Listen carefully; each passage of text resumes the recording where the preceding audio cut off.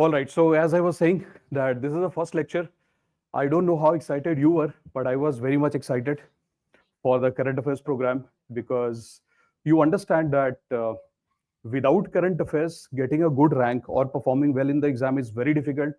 Without current affairs, it's almost impossible to make very good policies for this country because a good bureaucrat or a good policymaker is aware of what is happening around you. Because your job largely would be about finding out the problems that India is facing and giving the solutions.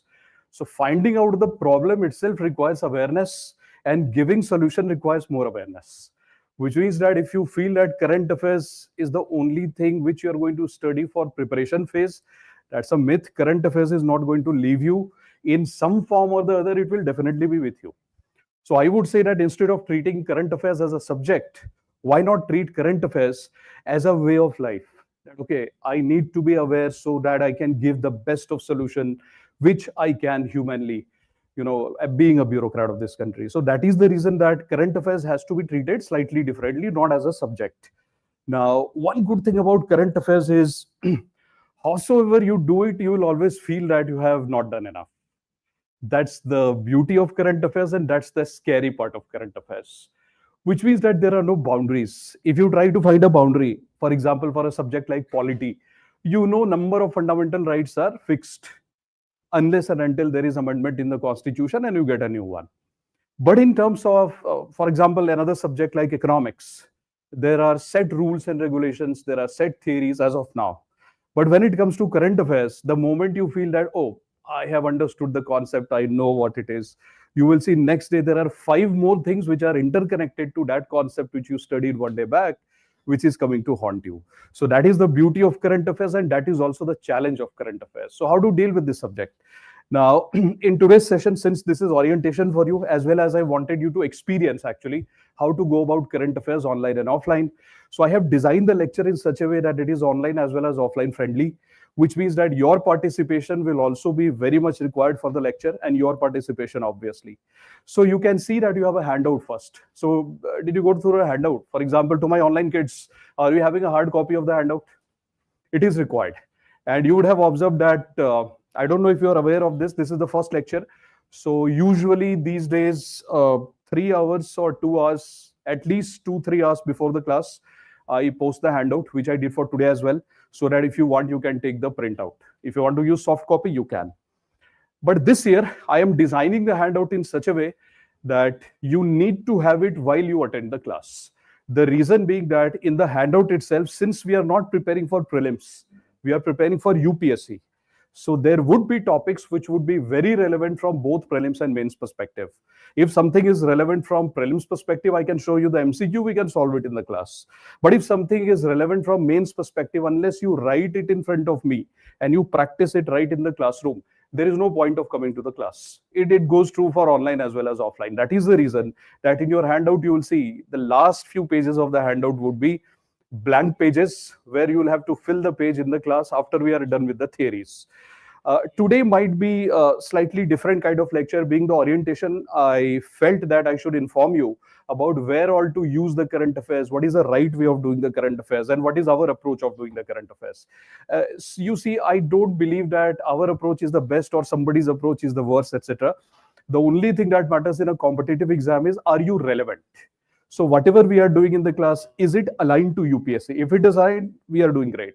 If it is not aligned, in our world, we might be the best, but as per UPSC, we are not good. So the only thing that we'll do in the class is we'll align our studies as per the UPSC standards. Now, before I show you what current affairs is, I would like you to have a look at this video, which is the theme for today's lecture. But before we reach the theme, I'll give you some talk related to the approach of current affairs, etc. But I will derive my talk from here itself. So I suggest to my online and offline kids that please pay attention to the video. I will ask you questions. And then I will tell you how to deal with current affairs.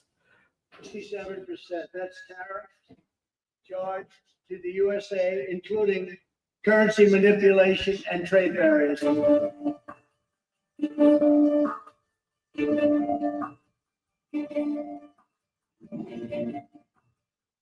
China now faces 245% tariffs on all United States imports, the White House has announced. The White House released a fact sheet declaring the decision, escalating tensions between the two nations. This comes after Beijing retaliated in the ongoing trade war, raising tariffs on U.S. to 125%. The trade war between the world's two largest economies has sent global markets and investor sentiments into a frenzy. Trump, on April 2nd, imposed 10% tariffs on all countries that impose a high tax on the United States, the White House reiterated. The tariffs were then paused for 90 days as over 75 countries reached out to the U.S. to negotiate new trade deals, the fact sheet further read. The U.S. earlier slapped a 145% tariff on China, invoking a reaction of 125% tariffs from the Asian superpower. Beijing further banned the export of certain goods used by aerospace manufacturers and military contractors. China has reacted to the 245% tariffs, with China's foreign ministry spokesperson, Lin Jian, saying that the government continues to maintain a solemn position on tariffs. China, 67.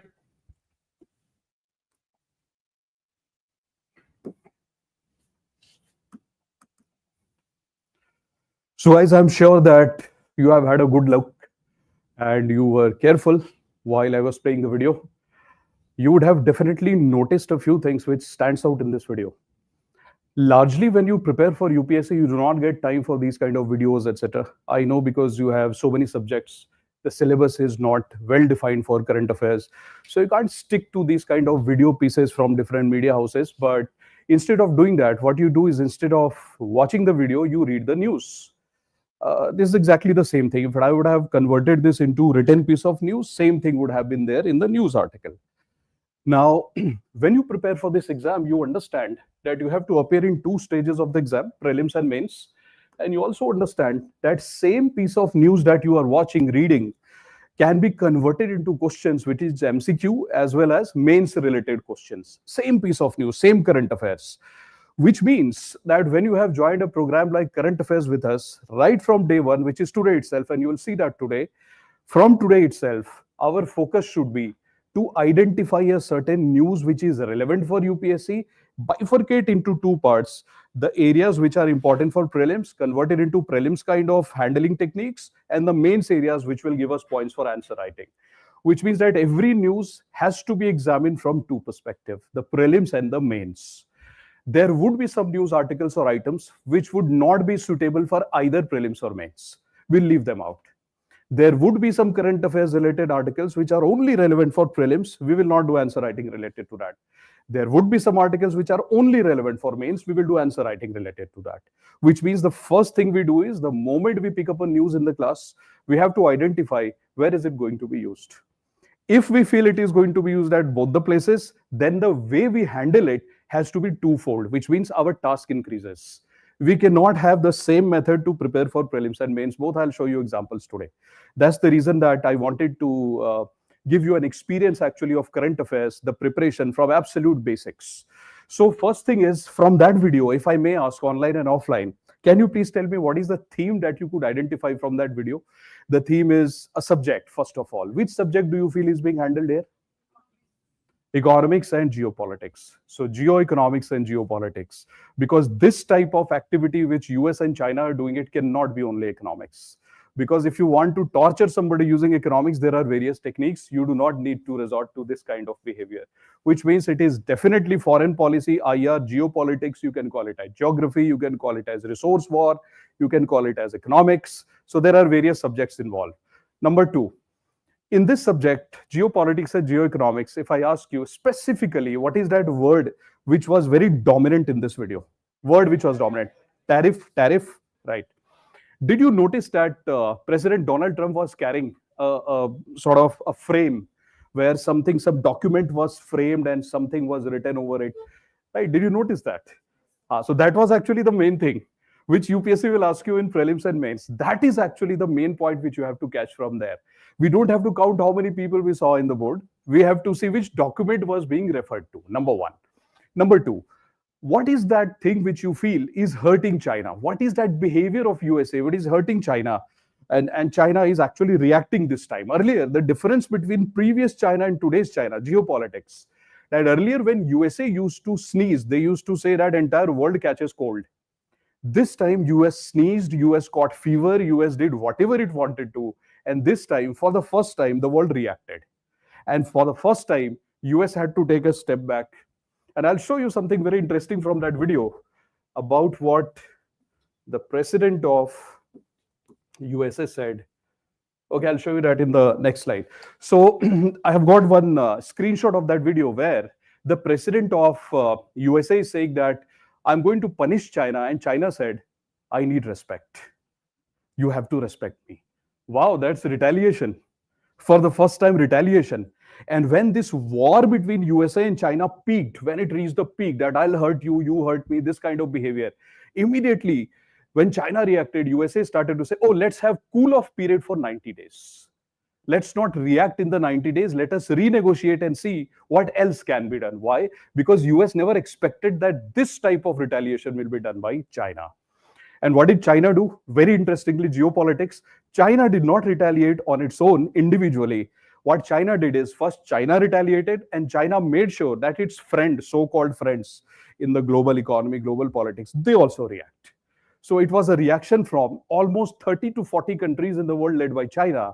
And China started to say, it's not about money. If you hurt me, I'll hurt you. And this war can go on forever, but I need respect. So this I need respect, I'll show you that, was something which showed that it's more than a trade war or it's more than economics. So now, guys, as you have already answered, you told me that, yes, it is economics, it is geopolitics. China is hurt because of tariff. You saw a photo frame as well where the president is showing a few countries. Did you also notice in the video that when Chinese president was being shown in the video, there was a paper, there was a sheet, Excel sheet kind of thing, where some tax rates were mentioned? Did you notice that? You might not be able to remember it because I deliberately did not pause the video, but I wanted you to get a feel of it, that what are the things which are important, which you will see only for 1 second, 2 seconds, or you will feel that it's not very important. Some numbers are there, you will pass it off. But that was the most important part there. Because something was mentioned in that sheet. It was sort of Excel sheet or table where 10%, 20%, 145%, 200%, these kind of numbers were mentioned. Are these numbers important from UPSC perspective directly? No. But is the story behind the number important? That which formula was used to derive the numbers? Yes. This is how you identify from a normal piece of news that what is usable and what is to be left out. So now let me show you something else which will help you to get a tone of today's lecture. We'll come back to the video little later. First, let me tell you what is the plan for today. I showed you the theme, now the plan. The plan is first I'll discuss with you the lecture plan, what we are going to do for next 1 year till your next mains. Then I'm going to tell you that what is the importance of current affairs, what type of questions are asked from current affairs in prelims. I'll show some examples from this year, and I can show you some example from previous year also. I've got some questions. Then I'll show you that what is the relevance of current affairs for mains. Here you will find very unique things today, that I can assure you, that you'll find a few unique things which will tell you that current affairs is more than just a piece of news. This mains part will be slightly exhaustive, because in every lecture, whenever we are doing mains related news in the class, we'll do answer writing. And that answer writing will be a trained answer writing, which means first we'll train you that how to write answers. So that is why this part will take some time today when I explain this. And then I'll show you some question types. So I have taken question from last 4-5 years. I'll show you, and this will also be a little bit of surprise to you, because for the first time you will be exposed actually to real feel of UPSC mains answer writing. You will get some ideas that, oh, this way also they are asking questions, and it will surprise you. And then towards the end, we'll settle this debate that what is more important, static or current. I don't need to say anything on this, because having gone through this, you yourself will know how much importance to give to these two. Let's start with the first one, the lecture plan, which is very important. So that's your lecture plan, guys. So let me show you what we'll do. 1st July, right? So from today till January, it could be January 10th, it could be January 15th, it could be January 20th. That we'll see based on the content. So from July till January, we'll decide the date. We are going to focus on prelims cum mains, which means in the class you will see us doing the MCQs, you will see us doing the answer writing, We'll pick up news for mains also, prelims also, some things which are common to both also. So these are the things we'll do here. Our focus will be MCQs plus answer writing, both. Then once we hit January, somewhere around, let's say 10th or mid of January or end of January, I told you we'll see at that time. So somewhere around January, till the time your prelims will be hitting, between this phase, we'll only focus on prelims, which means that, and I remember that in my previous batch of current affairs, as the time came very close towards prelims, our number of questions that we are doing in the class, the number of MCQs in the class increased from 5 to 10, 10 to 20 also. So these are based on the topic, of course. Sometimes 20, sometimes 21. We hit that number of questions as well in the class itself. So your prelims cum mains will be replaced by only prelims in this phase. The moment your prelims is over, from a few days after the prelims, you will see, and currently that batch is parallelly going on to yours. You have just started, but a mains batch is going on, and in that batch, you will also reach that phase where we will only focus on the mains areas. So between May till your mains, we'll only focus on mains, which means no MCQs, no prelims, only answer writing, identifying the important themes from GS paper 1, 2, 3, 4, and doing it in the class. So this is our plan. That's number one. Number two, let me show you the kind of questions. So let's start with prelims. That was the lecture plan. Let's start with the prelims part. And I told you that you will get quite a few surprises related to what type of questions are asked in the exam. And that is very important to know before you start your preparation. Acha bacho, don't you believe that one should know in which path you are traveling so that you know your destination? Otherwise, there will be so much of deviation that one attempt, ideally, if it should take you one attempt, it might take 4 or 5. If you don't know the path where you are traveling. So it's a very important thing that before you start a subject or a class, you should know in which direction you are going and what are the things you can expect from the class. So let's see, this is my simple analysis for prelims. So for example, let's say there are 100 questions in prelims. Out of 100 questions, and this is where the unique part will come, out of 100 questions, roughly people will tell you, and this is also the trend, that roughly static areas are 70%, current affairs 30%. This could become 60 also, 60-40 as well. This could become 65-35 also. But majorly it is somewhere around 60 to 70 and this is 30 to 40%. But I will write it as 70-30 breakup, which is this ratio of static to current. This is for prelims. For mains, you will see GS 1, 2, 3, 4 directly they don't ask the question. But yes, if you are very good in current affairs, the argument that you provide, the case studies that you do, it becomes more mature. So directly you will get question from GS 1, 2, 3. Current affairs can be used here. I'll show you where. So this is your mains part. Ab dekho the most interesting part. Now, what I have experienced is I can show you the questions now. So if you look at this circle, this is your Venn diagram. This is static and this is current. And what did we write? That from static area, 70 questions are being asked. This 70 we can split into two parts. So look at the two parts, 60 and 10. So 60 plus 10 is equal to 70, which is your static. I'll show you what this is. Now, what is this part? This is pure current affairs, which is this part. So first, let me give you an experience of what pure current affairs is and what pure static is. And then I will show you this borderline case. This is the most dangerous one. The reason being that when I show you the questions and I ask you, where would you like to put it? Static or current? There is no clear-cut answer. Sometimes it will look like current, it is static. Sometimes it looks pure static, but it is current. Which means that nobody can say whether the number of questions which is asked in current affairs is actually 30 or 40 or 45. I'll show you through questions. So let's first look at the questions which are purely current in nature. See this please. From this here. So the question says, consider the following statements about the Rashtriya Gokul Mission.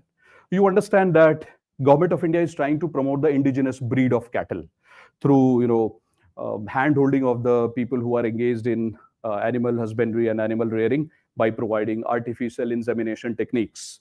So this is that scheme which is very popular and government is giving a lot of money, pumping a lot of money in this scheme. Now, this is pure current affairs because this is scheme-based.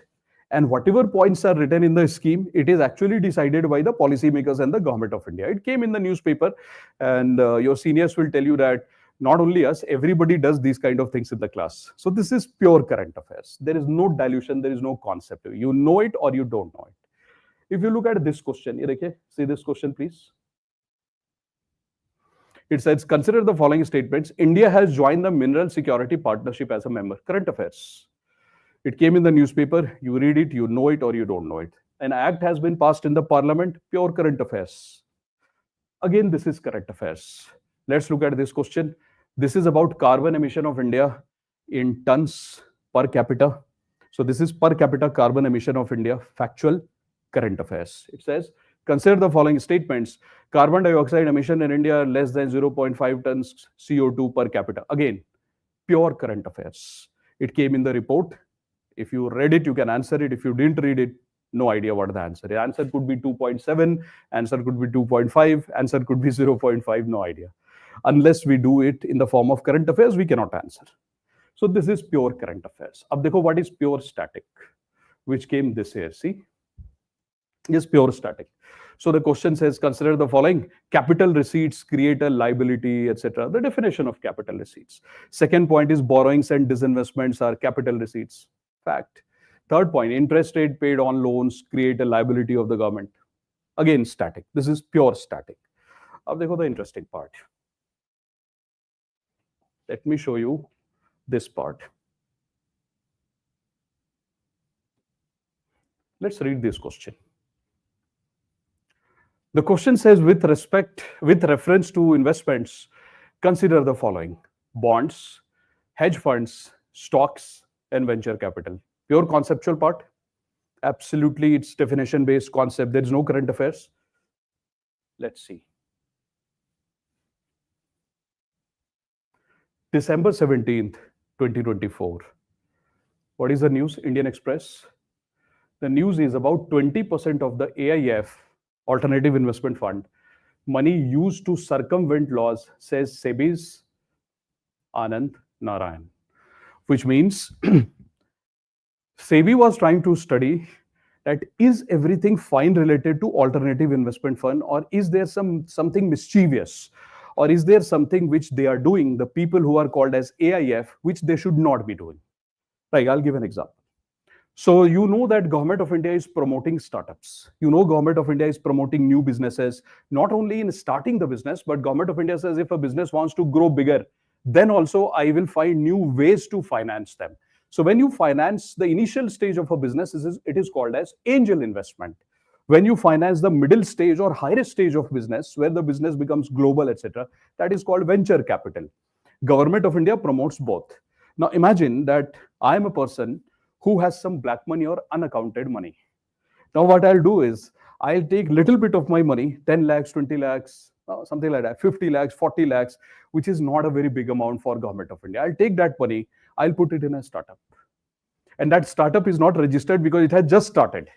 That startup is not listed in stock exchange. That is just a new company which has started. And what is the company doing? Making some digital pens or stylus like this, which everybody uses these days. Or it makes the keyboard of computers, technology, right? So I'll just put 30 lakh there or 20 lakh. I'll go under the radar, which means government does not have the time or the machinery. Or if the government wants to go after me, it will be so costly for the Government of India to find out that how much this individual has given to a company, 10 lakhs, 20 lakhs, 5 lakhs. It's not so easy. Because when Government of India tries to find out who gave the money from, where did I get the money, etc., they also have to spend money, right? So Government of India, first of all, goes after the big fish, that who has given 50 crore to a company, who has given 10 crore to a company. One who gives 1 lakh, 2 lakh, etc., under the radar. I know this fact. So what will I do? I'll give 5 lakhs to one company, 2 lakhs to this company, 10 lakhs to this company. And there are lakhs of startups in India. So what am I doing? I'm taking my black money and I'm putting in the right places. And when somebody will come and say, who are you? I'll say, I'm AIF, Alternative Investment Fund. Oh, wow. So instead of actually financing the startups, Government of India and SEBI realized that why these alternative investment funds, they are becoming the channel of taking black money from the pockets of the entrepreneurs and putting it in another business. It's very dangerous. So this is one thing which has started to happen. Similarly, in AIF, there is one interesting thing. If a foreigner wants to bring money to India and they want to invest money in startups, they have to register themselves as AIF in India. So suppose that there is a person in a foreign country who has only black money, only terrorist money, organized crime money. And that person comes to India, government of India says that, hey, prove it. What kind of money do you have? With the help of his or her government, that person proves that his money is clean. Because there is no way you can 100% verify something. If somebody is hell-bent to use the terrorist money or black money in a country like India, and that country is not very friendly to India. Suppose that person is coming from a country which is like USA. Can you go to USA and say, no, I'll check all your papers, Mr. Trump, if you don't allow me to check, I'll snap off all the ties with you, really? Or can India use such a language against USA? No. So if a person from USA comes and says, I want to invest money in your startups, what will government of India do? Government of India will say, show the proof that this money is clean money. USA will bring whatever document it wants. India will read, India will say, it's fine. This is how it is done. And the moment that money comes to India, suppose total black, and that money goes in our system and finances our startups, the money multiplies and the money goes back. And we have no idea. Who flagged this issue that actually it is happening? SEBI last year. And then RBI said, a lot of money is coming to India like that from foreign countries in the name of angel investment, venture capital, and it is financing our startups. Which means whenever a foreign currency comes to India, which agency will become very active when dollar comes to India? RBI. So the moment SEBI pointed out that, hey, somebody is buying shares of our companies in manipulated way, black money is coming and somebody is buying the shares of our companies. Immediately RBI said that, wait, if this is happening, that means money is coming from outside, dollar is coming from outside. I'm the regulator of dollars. I'm going to make new rules. So see what happened? Second piece of news. RBI revises, see this please, RBI revises rules for investment in alternative investment fund. So what is the first news that came December last year? That there is some problem in AIF. And what is the second news that came? RBI revised the rule for AIF. What did UPSC do? 2025 prelims. UPSC asked this question. So now it totally depends on you whether you want to call it as current affairs, you want to call it as static. I don't know what to call it as, because this is purely static derived from current affairs. It is not random, because if random questions had to be asked, there are 200 concepts in finance, they could have asked anything. Why this? So that's my point, that there are some questions in UPSC which are framed, which are derived from current affairs directly or indirectly in a very dominant manner. Which means if we are doing current affairs properly and consistently throughout the year, you and I together, then from our lens, these type of news items should not be missed. It should not skip. If we catch these news items in time, guaranteed we'll be able to know, a rough idea will be there. Roughly 99% will have an idea in the mind that this is where UPSC can go this year. This is the idea. Let's look at another question. Again, see this please. Here, okay, this is another important part. Again, current affairs which happened last year and this year. RBI approves record transfer surplus to government. Why does this transfer happen and how? This is from Indian Express, which means what is it saying? It is saying that suppose this is Reserve Bank of India. Reserve Bank of India has some sources of income. You understand that RBI also invests money. RBI buys bond, RBI buys gold, and then RBI sells gold as well. So which means that RBI will earn some income. There are many ways in which RBI earns the income. Purely static knowledge. And you know that RBI also pays salary to its people. RBI has buildings to maintain, electricity bill to pay. There is cost. Now, whatever RBI earns and whatever is the cost, the difference between these two is the surplus. From this surplus amount, what RBI does is every year there is a formula. Based on that formula, suppose 100 rupees is the surplus. Based on the formula, 30 rupees is kept by example RBI. RBI says, I'll keep it for bad times, or if something is required in the economy, I should have some money. And remaining 70% transferred to the government of India. So this news item came and every detail was explained. See, UPSC question. Which of the following are the sources of income for the Reserve Bank of India? So, which simply means that if I have to say whether this type of question is current or static, it's not black and white. You can call it static, conceptual. I will call it current affairs. Somebody will call it something else. But there is a third category. That's why I told you that there is a third category of questions, which is current derived static parts. So largely the motivation is current, but the question UPSC wants to test is conceptual. So easily, let's come back and let us see what is this type of question pattern which UPSC is asking. So now if we can break it into more detail, I have got some examples today. When I teach you the trade theory from current perspective, I'll show you some MCQs where I have done exactly this just to make you practice. So see, static 60, this I call as a hybrid kind of question, which is motivated from current but converted into static. And this is your pure current. So this is how the type of questions are for prelims. I'll show some example to you. Here, देखिए.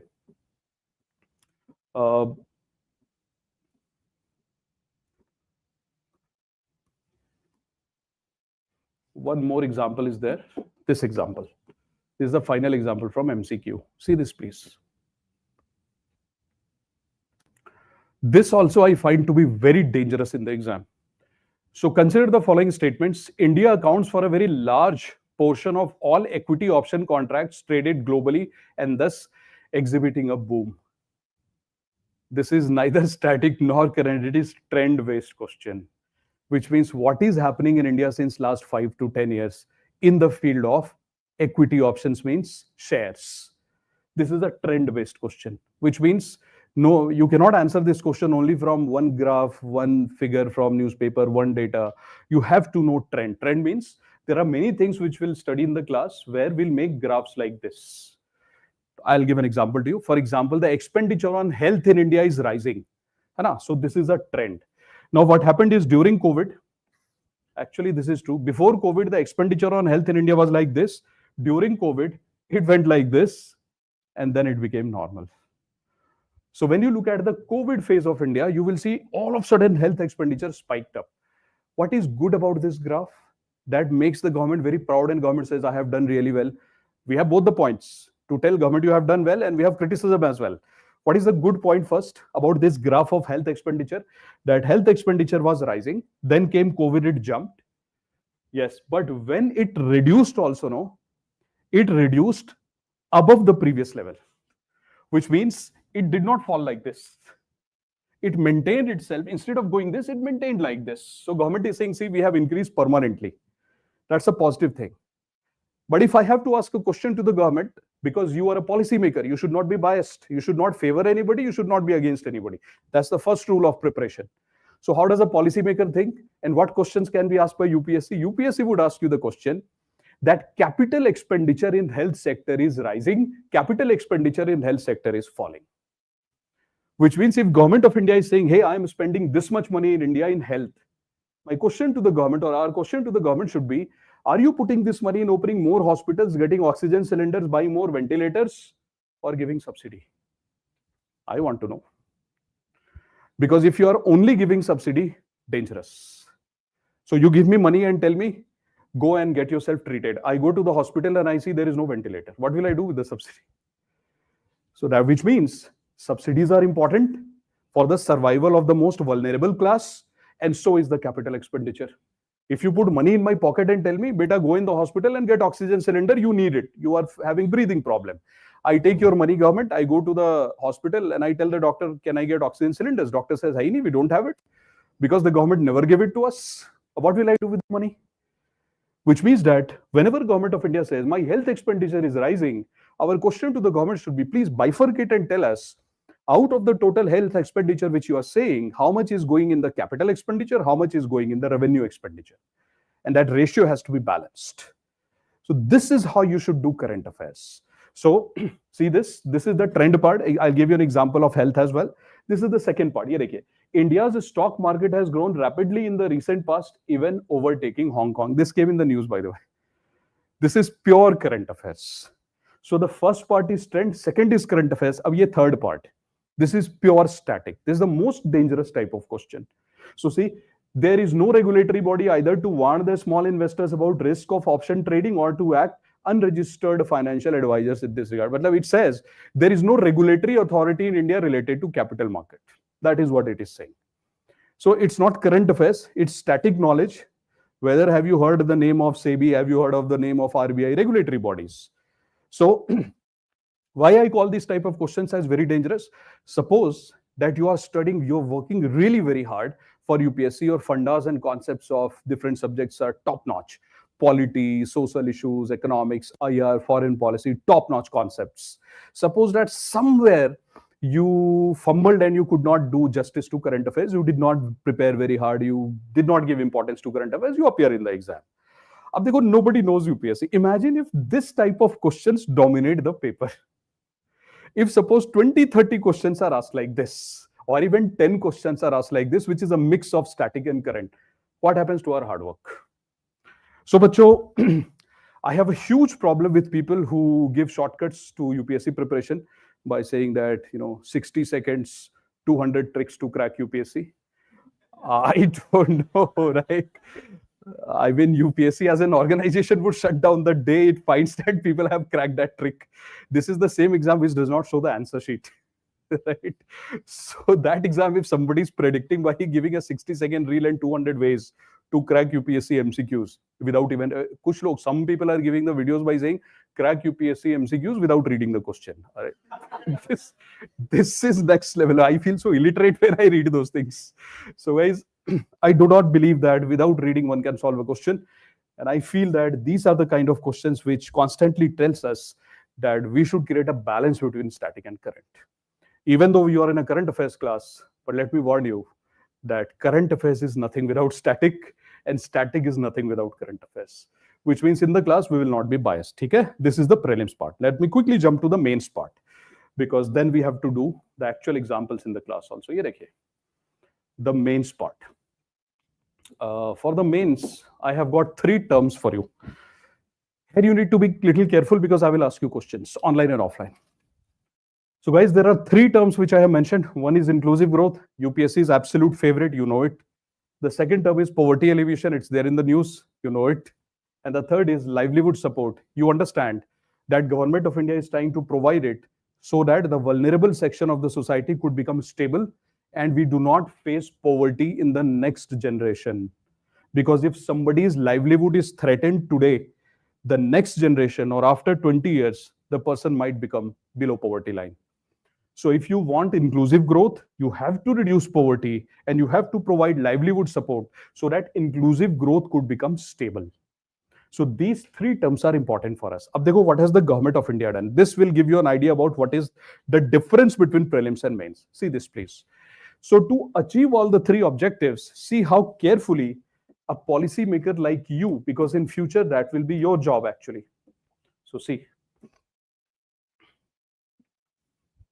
So a policy maker like you, which means some senior IAS officers who would have understood the pulse of the society, this particular scheme was designed by some good thinkers of the economy and the policy making bodies like Niti Aayog, etc. What is the name of the scheme? The name of the scheme is PM Vishwakarma scheme. What is PM Vishwakarma scheme?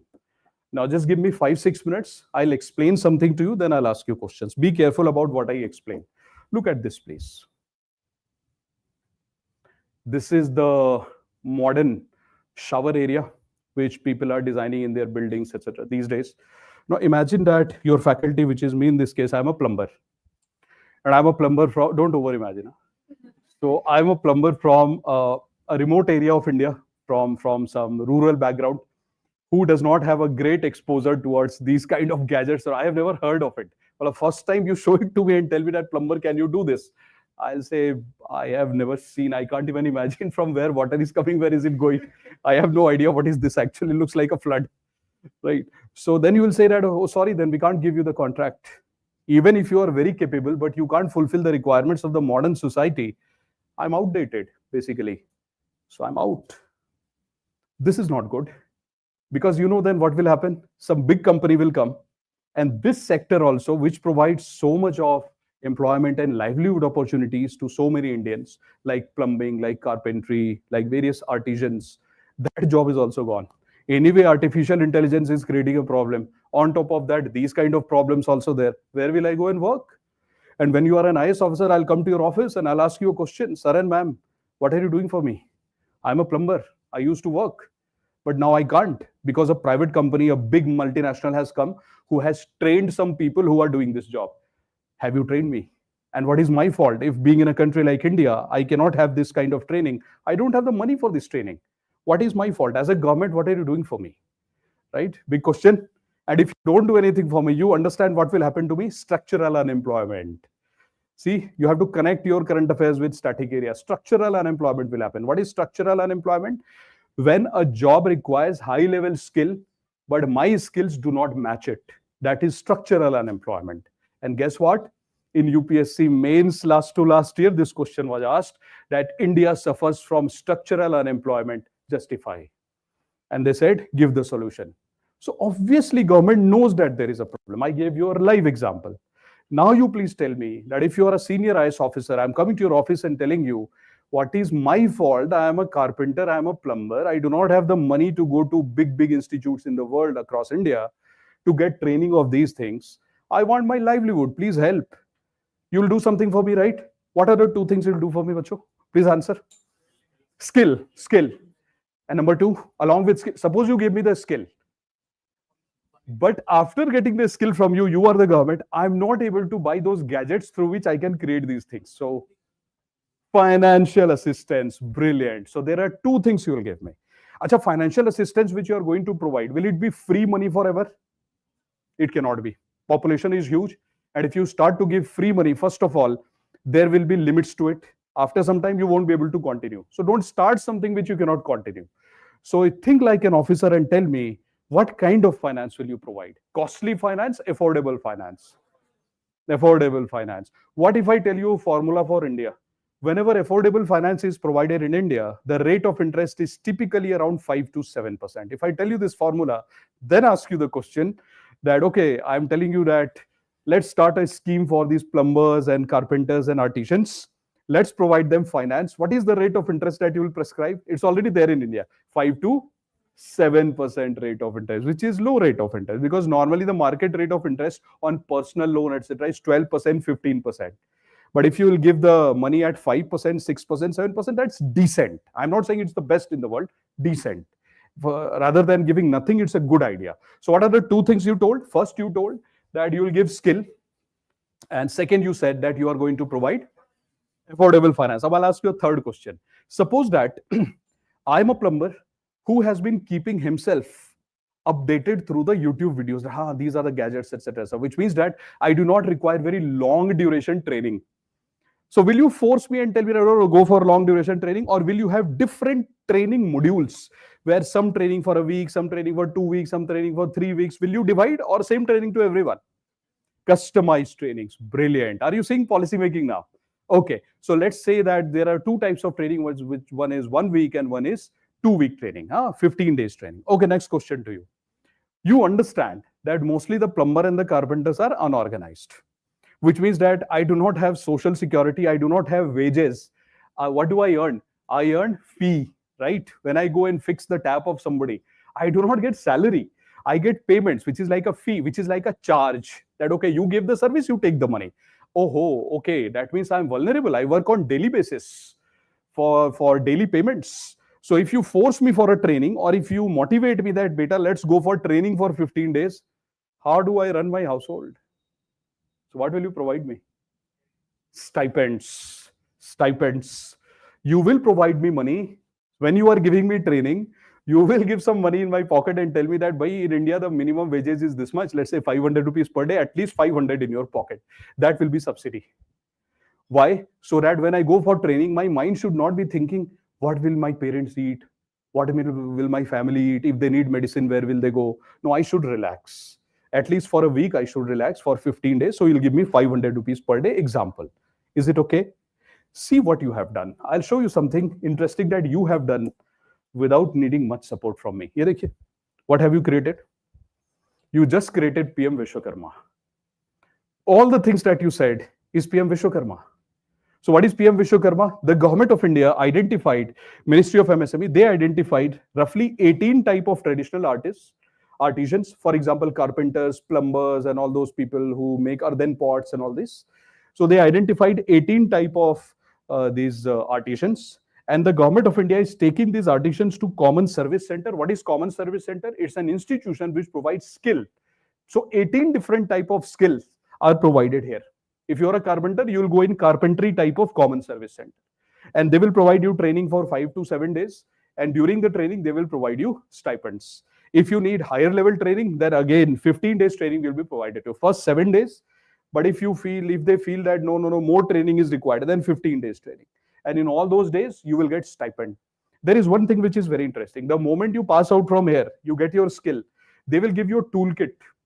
And they will tell you that, bhai, we have trained you in carpentry and plumbing, so you need new modern tools as well. From where will you get the money to buy it immediately? So they will give you a toolkit worth 15,000 rupees. And the stipend they'll give you per day while skill development training is 500 rupees per day.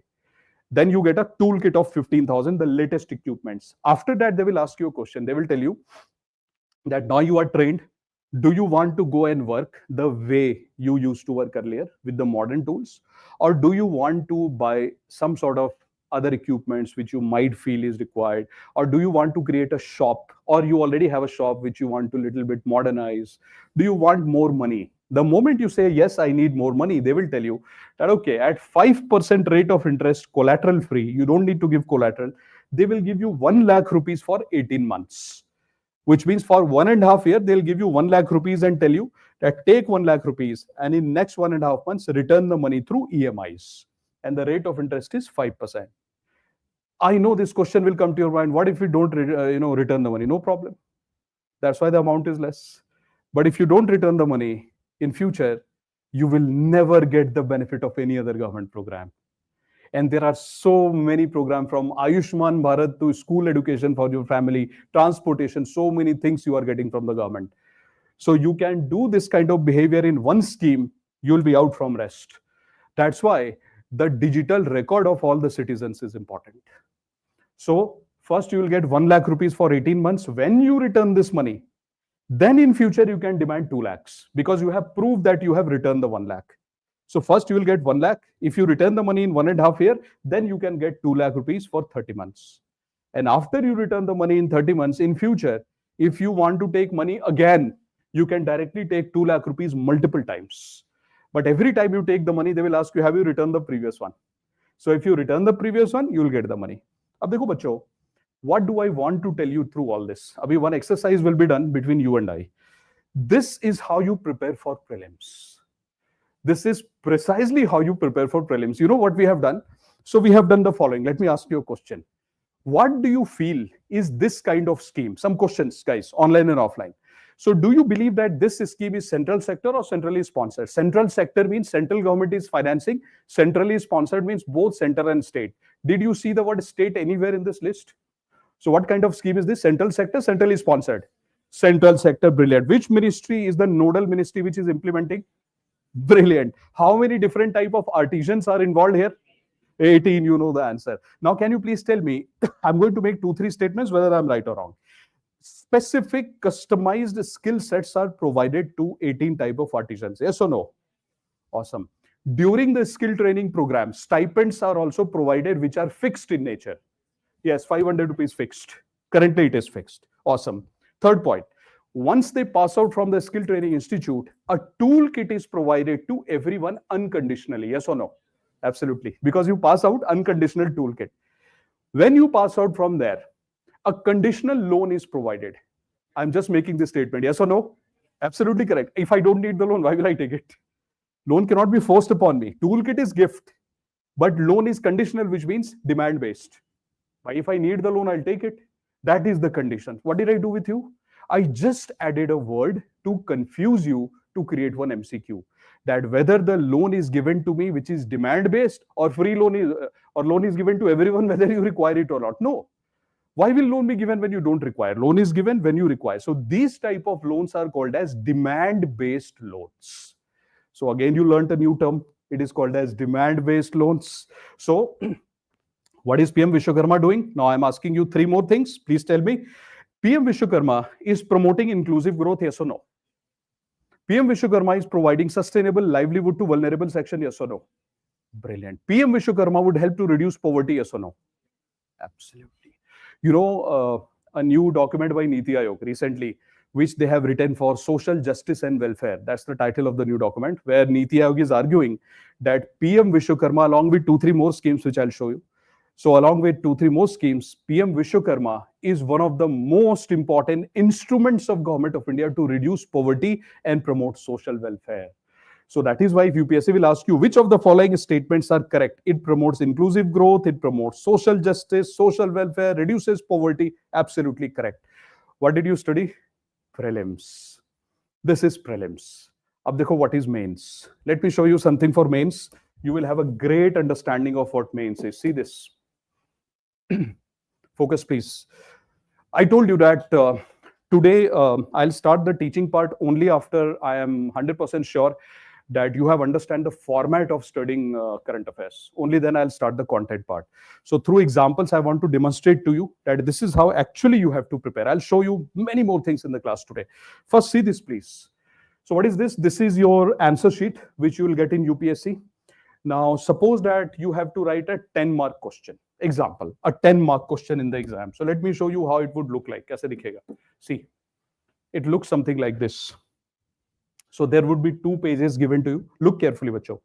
And suppose that UPSC tells you, please write an answer for 10 marks. So how do you divide the answer? You divide the answer into these parts. First, you write introduction. I'll train you in all this. Don't worry. We have enough of time to get trained because your journey has just started. So from today till the time you are writing your mains, we won't leave you. All the faculties will come. They will train you in all this. But this is how they will train. So the first part is your introduction. I'll tell you how many words and time later on. The second part is called as the body of the answer, right? And here, if you feel that some diagram can be provided, you should provide one diagram. Don't try to provide 5, 6 diagrams in a 10 marker because it will consume a lot of space and time and there will be a problem. And then you have to write a conclusion. Now, what we can do is, let's look at some mathematics of answer writing. Ye dekhiye. Look carefully, bacho. This part, if you want to write somewhere, you should. Because I will give you time in the class and we will write all the mains related answer by looking at this formula. So see, in a typical answer sheet, which I am also having, I'm sure you must be having to my online kids. Offline, I am sure you are having the handout. So if you open the last few pages of the handout, you will see that there is one answer sheet which has been given to you. Now, if you have to write a 10-mark question, let me tell you how the calculation spans out. In 1 minute, I'll tell you the calculation. See, in one line, how many words do you write? Typically, feed this in your mind, guys. It's very important. And I'll quote somebody in the class and I'll tell you that if you don't stick to these kind of things as reference, what kind of problem you will suffer from. I'll show it to you today itself. So in one line, how many words should you write? Normally, people write 8 to 9 words. If your font size is very small, 10 words. But normally 8 to 9 words, typically. Now, in one page, how many lines do you write? Typically, you write 10 lines. You can write 9 also, you can write 11 also. This is not sacrosanct, but it can change 1 or 2 lines here and there. So roughly one line, 8 to 9 words, one page, roughly 10 lines. As I karke 1, 2, 3, 4, 10. How many words will you write in each page? Roughly 80 to 90. 80 to 90 words in each page. Now, how much time do you have in the exam to write each page? One page like this. The time that you will have in the exam to write it, writing plus thinking plus diagram, everything is 3 to 4 minutes. This is the equation, which means that in one page, what should you memorize from here? One page, 80 to 90 words. And how much time can you devote for answer writing? 3 to 4 minutes per page. These two things you should feed in your mind till you crack this exam. Ab dekho, what is the advantage of this? I'll show you. So one page, 3 to 4 minutes, one page, 80 to 90 words. Now let me show something magical to you, something really very interesting, which I told you, it will surprise you. Now look at this, please. Read this question. You'll find something very interesting. So the question says, Gati Shakti Yojana needs meticulous coordination between the government and the private sector to achieve the goal of connectivity. Discuss. This is a 10 marker. And 10 marks you have to write in 150 words. This is the exam pattern. Which paper is this? GS paper 2 or 3? GS paper 2. This is from GS paper 2, good governance. Gati Shakti has been asked in UPSC twice, and both the times it has been asked in GS paper 2, because Gati Shakti is not a scheme of economics, it is a scheme of good governance. Hence, it has only been asked in GS paper 2 and that too twice, 2022 and 2023. In these 2 years, it has been asked. Repeated question. Now, what is the question saying? The question is saying that if we truly want to make good connectivity in this country, and how do you provide connectivity? Road could be one connectivity, air connectivity, one is telecom, right? So this question is saying that if we want efficient connectivity in this country, then public private partnership should be really top class. The coordination between government agency and the private agency should be top class, which means government should provide governance and private sector should play its role of creating infrastructure and collecting the reward. So this question is saying that if we want good connectivity in this country, then public-private partnership should be designed in efficient manner. So good public-private partnership leads to good connectivity. That's it. That's the question. So what is the, how many parts are there in the question which we have to write? Only one part. That what is the role of Gati Shakti in promoting public-private partnership? If I break down the question in simple terms, role of Gati Shakti, that should be the title of the answer. Role of Gati Shakti in promoting public-private partnership. That's it. So if somebody will ask you how many parts are there in the answer, intro, conclusion, and one body. One component, which is role of Gati Shakti in public-private partnership. This is your 10 marker. Now let me show you how many other type of questions are also being asked in UPSC. Look at this question, please. I'm going to read this question. It might not be extremely visible to you. The question says, the crucial aspect of development process has been the inadequate attention paid to the human resource development in India suggests measures that can address this inadequacy. Again, in GS paper 1 and 2, you have this part. This question is from GS paper 2. So what is the question saying? The question is saying that if we want to develop for good development, the human resource development is far more important. Without human resource development, we cannot develop in the true sense. And what has India done? We have always neglected the human resource in our development process, so we lagged behind. And what is the meaning of not paying attention to human resource development? Health, education, skill development, latest things, capability, which Amartya Sen calls as capability approach. These things are missing. How many parts are there in the question? See, in this question, it says the crucial aspect of development is that we have ignored human resource development. That's the first part, that you have to justify, haan bhai, aisa hua hai, it has actually happened. We have to prove it. And the second part says suggest measures that can address this inadequacy. So then you have to find out that what are the measures or suggestions from your side which can help us to overcome this historical injustice that we have done. Two parts of the question. Now let's come to the third part, and then I will show you my conclusion. Let's read this question. This question is from GS paper 3, 2023, UPSC 2023. It says, what is the status of digitization in the Indian economy? Which means current affairs. So it is saying that please tell us how is Digital India program going, like UPI, online banking, and all these things, Aadhaar card system, all these are digital programs. How is it going? You have to give a report card. And then you have to write. So that's first part of the question. The second part of the question says, examine the problems faced in this regard. Oh, problems is the second part. The third part of the question says, suggest improvements, third part.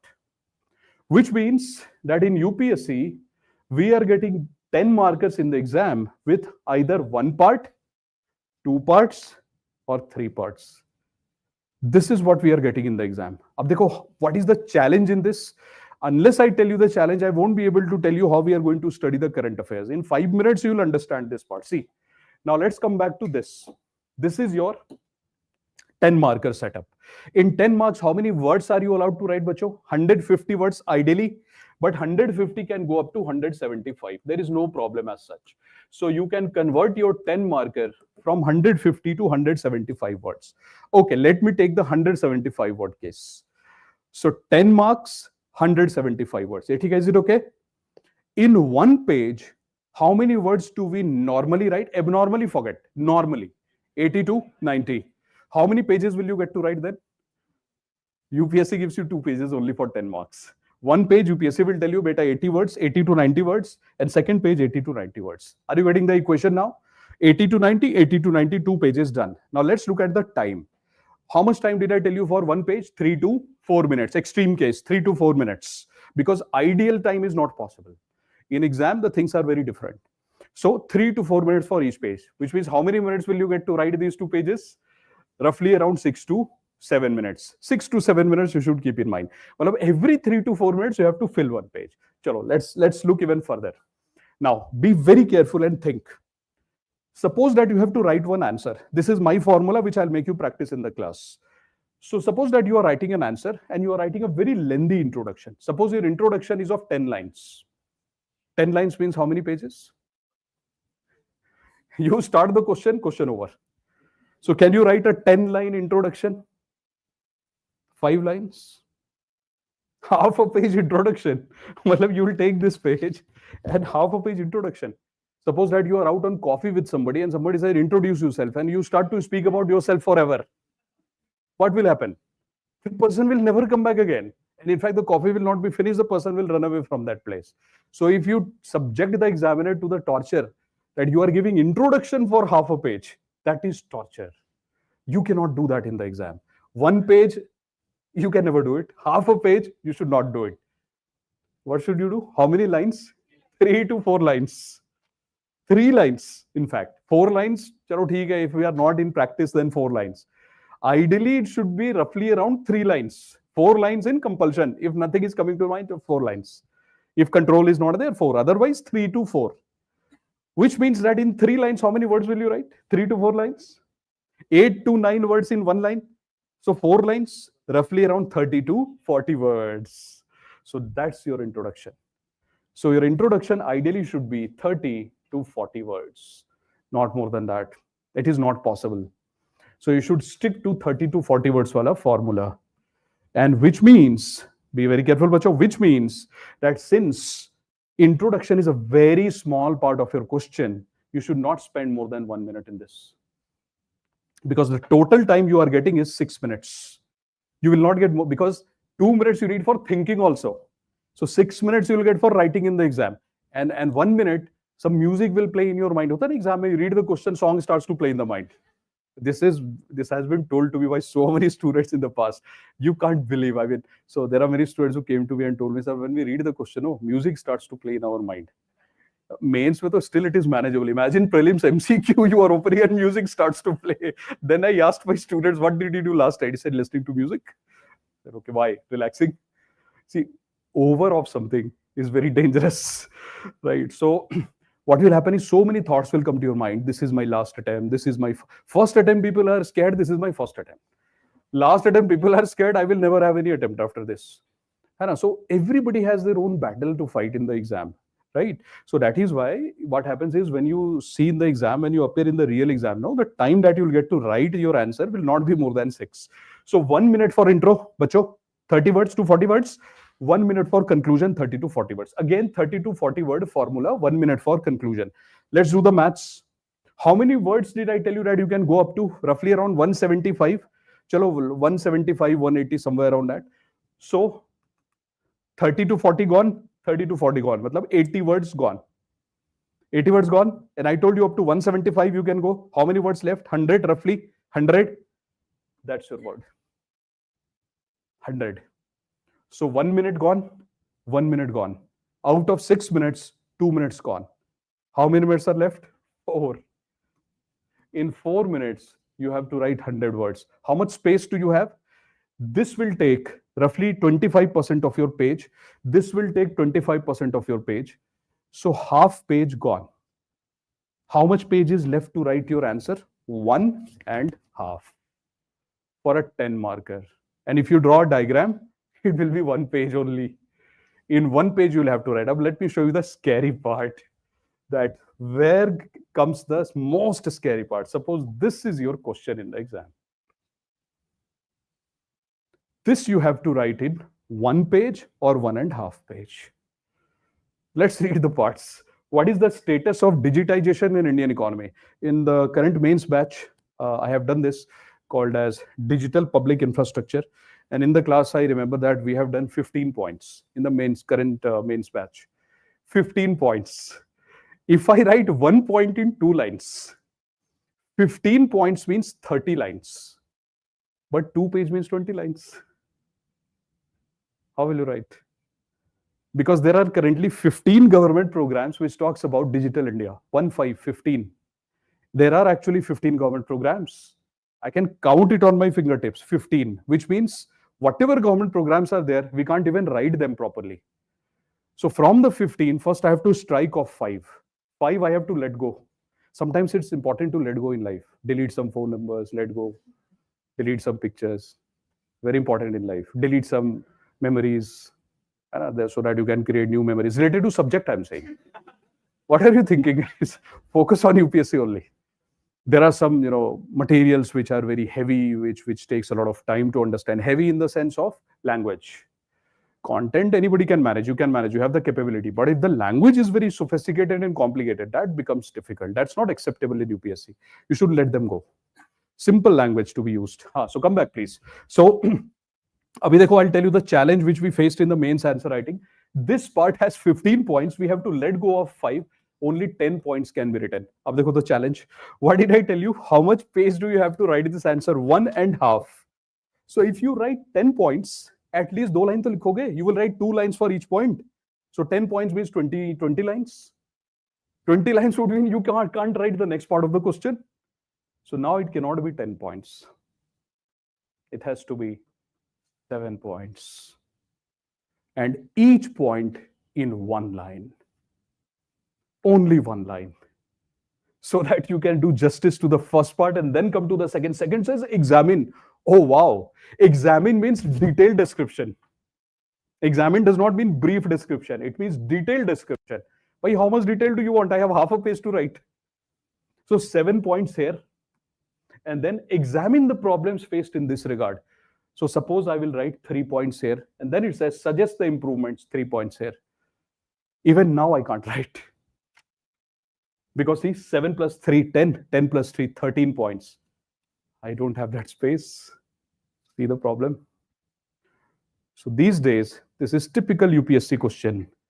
These days, the way questions are being framed in UPSC is such that there are more parts of the question, which makes the life slightly difficult because you will have to let go of so many things.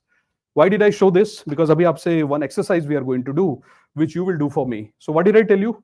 You cannot write any of these points in more than 2 lines. It is not possible. So in 2 lines, please convert this entire scheme and tell me, chalo, it's the first class, convert this entire thing into 3 lines without putting any comma in between. No, every information should be there so that you can convert this entire prelims information into mains wala point. How will you convert this into mains? What will you write? Think and please let me know. To my online kids, guys, please type. You have to put everything from here which is relevant and you have to convert it into a mains point.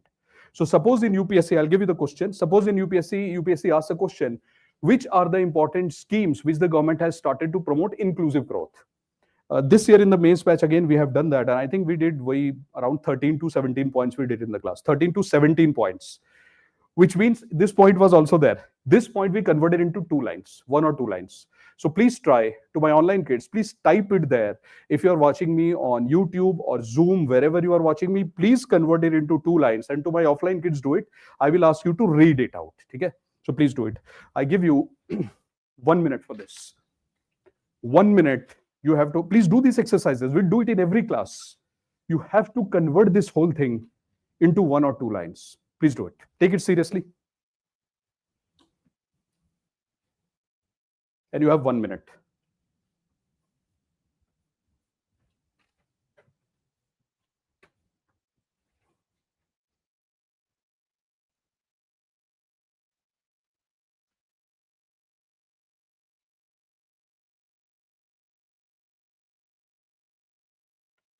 To my online kids on Zoom and YouTube, all of you, I suggest that you please do this exercise.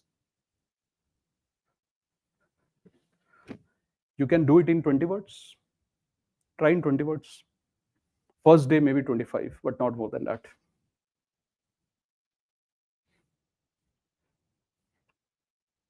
Can you click here so that I can see what they are writing?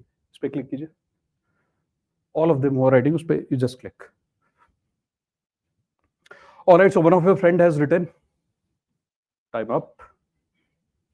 One of your online friend has written, the PM Vishwakarma scheme aims to promote skill, development in traditional artisans and provide them credit. Good point. Good point. Good point. Somebody wants to read from this side of the class? Anybody? Guys, be confident, because if you don't develop that confidence in the class, how will you be ready for interview? And you have to be ready. Please tell. Yes.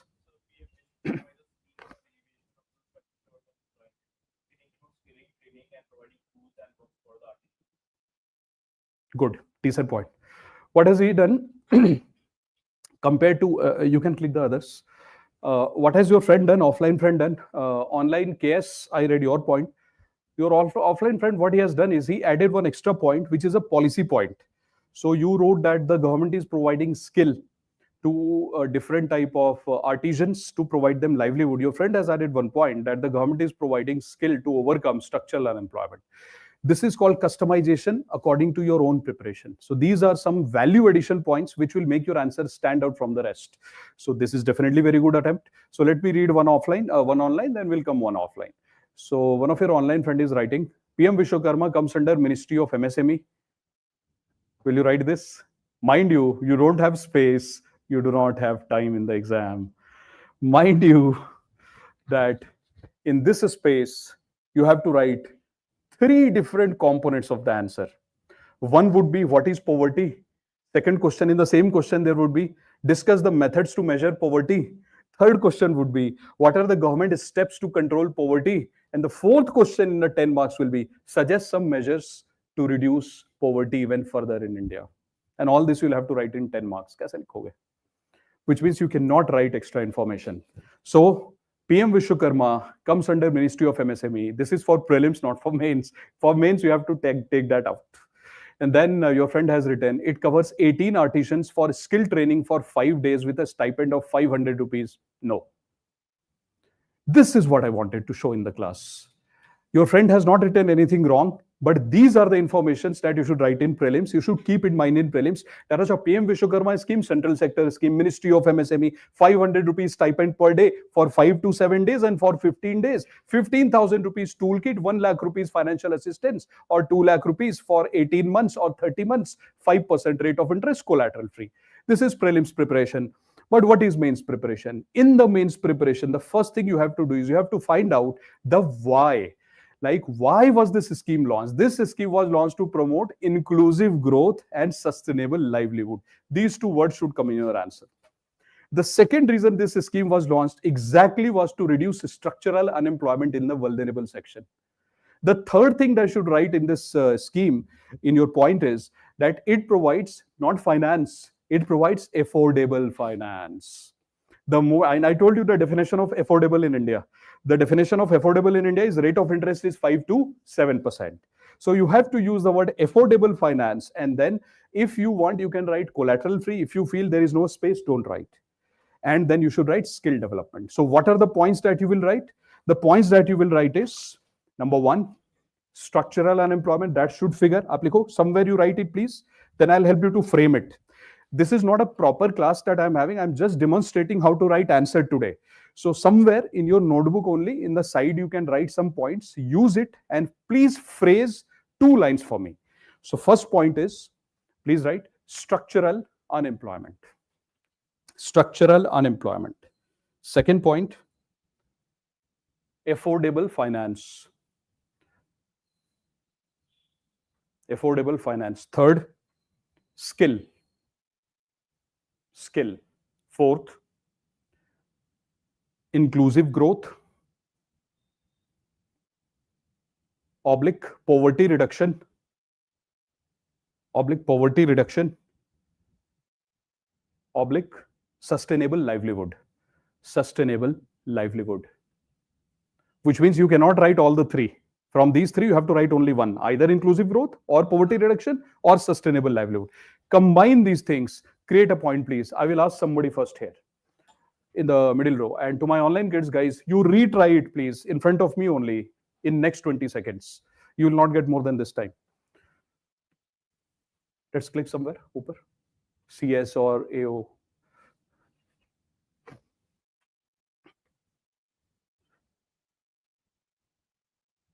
Okay. Yes, Gaurav, I read yours, but it's lengthy. And now I'm sure you know what not to write. Done? Please read. Little louder, please, for all your friends.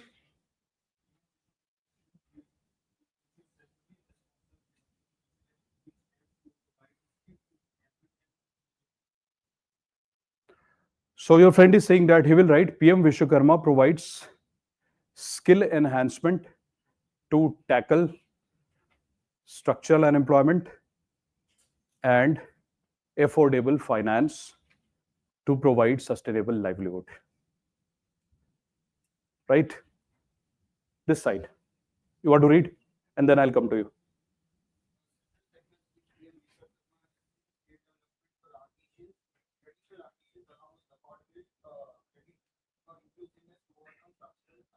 Awesome. Brilliant. You have included all the points this side. Then I'll come online. Wait. Wait. So your friend has started by saying to address the problem of inclusive growth. So if you remove to address the problem, and if you simply write to promote inclusive growth, will it save words? That's what we have to do. All right, cool. Please continue. Hold on, please. So your friend is saying to address the problem of inclusive growth, government has launched. I'll replace all the things and say to promote inclusive growth, PM Vishwakarma provides. Now tell me.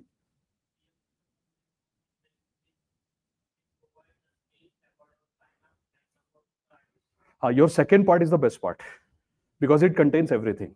Nice. You just need to remove the first part. Yes, please.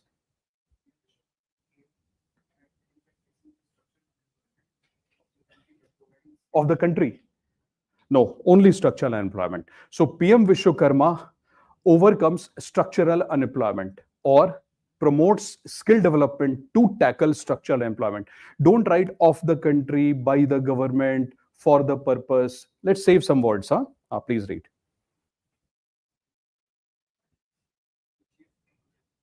Right. The only extra part was those 2-3 words. Let me come little online first and let me see what your friends have written. Then I'll come offline on this side and then this side. So please show me what the online friends have written. Let's start with, I can see Gaurav's name and then BV and then, yes, Gaurav, now you have improved. Your friend is writing, online friend is writing, PM Vishwakarma aims at formalizing the skill of traditional artisans. See how beautifully he has written. His previous point was very lengthy. So he has improved.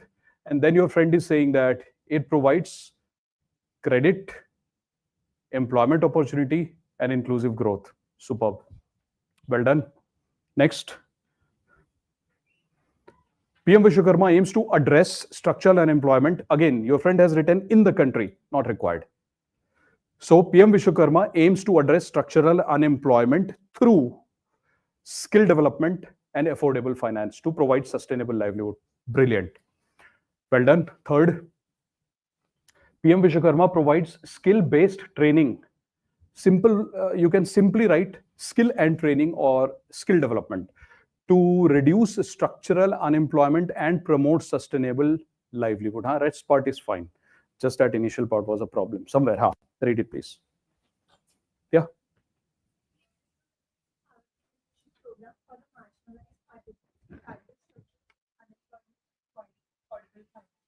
Perfect.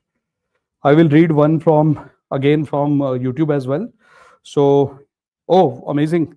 So your friend Karthik is writing that PM Vishwakarma reduced structural unemployment. You can't write reduced. You have to write aims to reduce. So PM Vishwakarma aims to reduce structural unemployment, provides affordable finance, which promotes inclusive growth amongst the vulnerable artisans. Brilliant. Too good. In fact, I will also copy your point. It is that good. Since you have done this, I want to ask you a question that in the class, I told you that till next year, which means around January, we are going to do prelims come mains. So whenever we take up a scheme in the class, what do you think we'll do in the class? We'll do the scheme like this, or we'll do the scheme in one line, or we'll do every scheme, or wherever we feel it is required, we'll do the scheme in 2 different ways. What do you think we'll do in the class? Everything will be treated in two different ways. One for prelims and one on this side for mains. And why do we need to do this approach? I showed you through one example in the class that if you don't convert this into two lines here, the one which you did, actually, you did well, by the way. If you don't do this, let me show you what will happen. In that case, how will you complete your answer? Because I showed you through one live example that these days the number of parts asked in the question is not one. It was old method of asking question. These days, at least 2 to 3 parts are asked in the 10-mark question, which means in the body of the answer, bacho, look carefully, this is important. In the body of the answer, you will have to divide this body of the answer into part 1 like this. So component 1, component 2, and component 3. 1 minute gone for introduction, 1 minute for conclusion. How many minutes are left? 4. Which means every part you will have to end up writing in 1.5 minutes. 1.5 minutes. 1.5 minutes. आप देख रहे हो? This is the challenge. And every part you will have to write. For a 10 marker, you will not get more than 1.5 page in the exam. You won't get more than 1.5 page. 2 page is a myth because half a page goes in intro and conclusion. So hardly half page on this side and 1 page on this side. 1.5 pages you will get in the exam to write the real content of the answer and 3 parts of the answer. We won't be able to do justice. You tell me, guys, if I'm wrong or right. When you did your GS classes, when you did inclusive growth, didn't you do more than 10 points in inclusive growth everywhere? You open any ready-made material, they will tell you 15 to 20 points in inclusive growth, but UPSC you will have to write 5 points. 5 most powerful points, including current affairs and static everything. That's the challenge. So that's why I want to tell you that our approach in the current affairs will be such that whenever we pick a topic, we'll convert that topic into a usable form for prelims, a usable form for mains, but we will try to customize the points in such a way that less number of words should be used to express our points. Is it okay? Let's come back. Let me show you something else before I move on to the real example. Ye dekhiye bachcho. See this, please. Read this question. This is from UPSC 2023 mains. This part. Not 2023, UPSC 2024. Sorry, this is last year, 2024, UPSC 2024. It says, discuss the merits and demerits of 4 labor codes from last year UPSC mains. Again, discuss the merits and demerits of 4 labor codes. How many parts? 2 parts already. Merits and demerits. 2 parts already. Keep counting the parts, guys. 2 parts. Then it says, in the context of labor market reforms in India. Then it says, what has been the progress in this regard? So third part is the progress. How many parts are there? 3 parts. Which is the 4th part? Labor reform. Which means in this question, you first have to describe. We'll do this question in the class.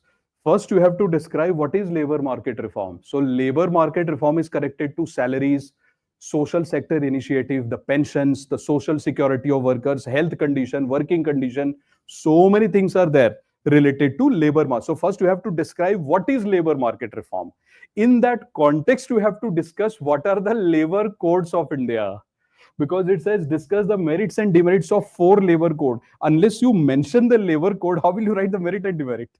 So the first part is in 2 lines, you will have to write what is labor market reform. 2 lines. Then you have to write 4 labor codes. 4 labor codes would take 4 lines.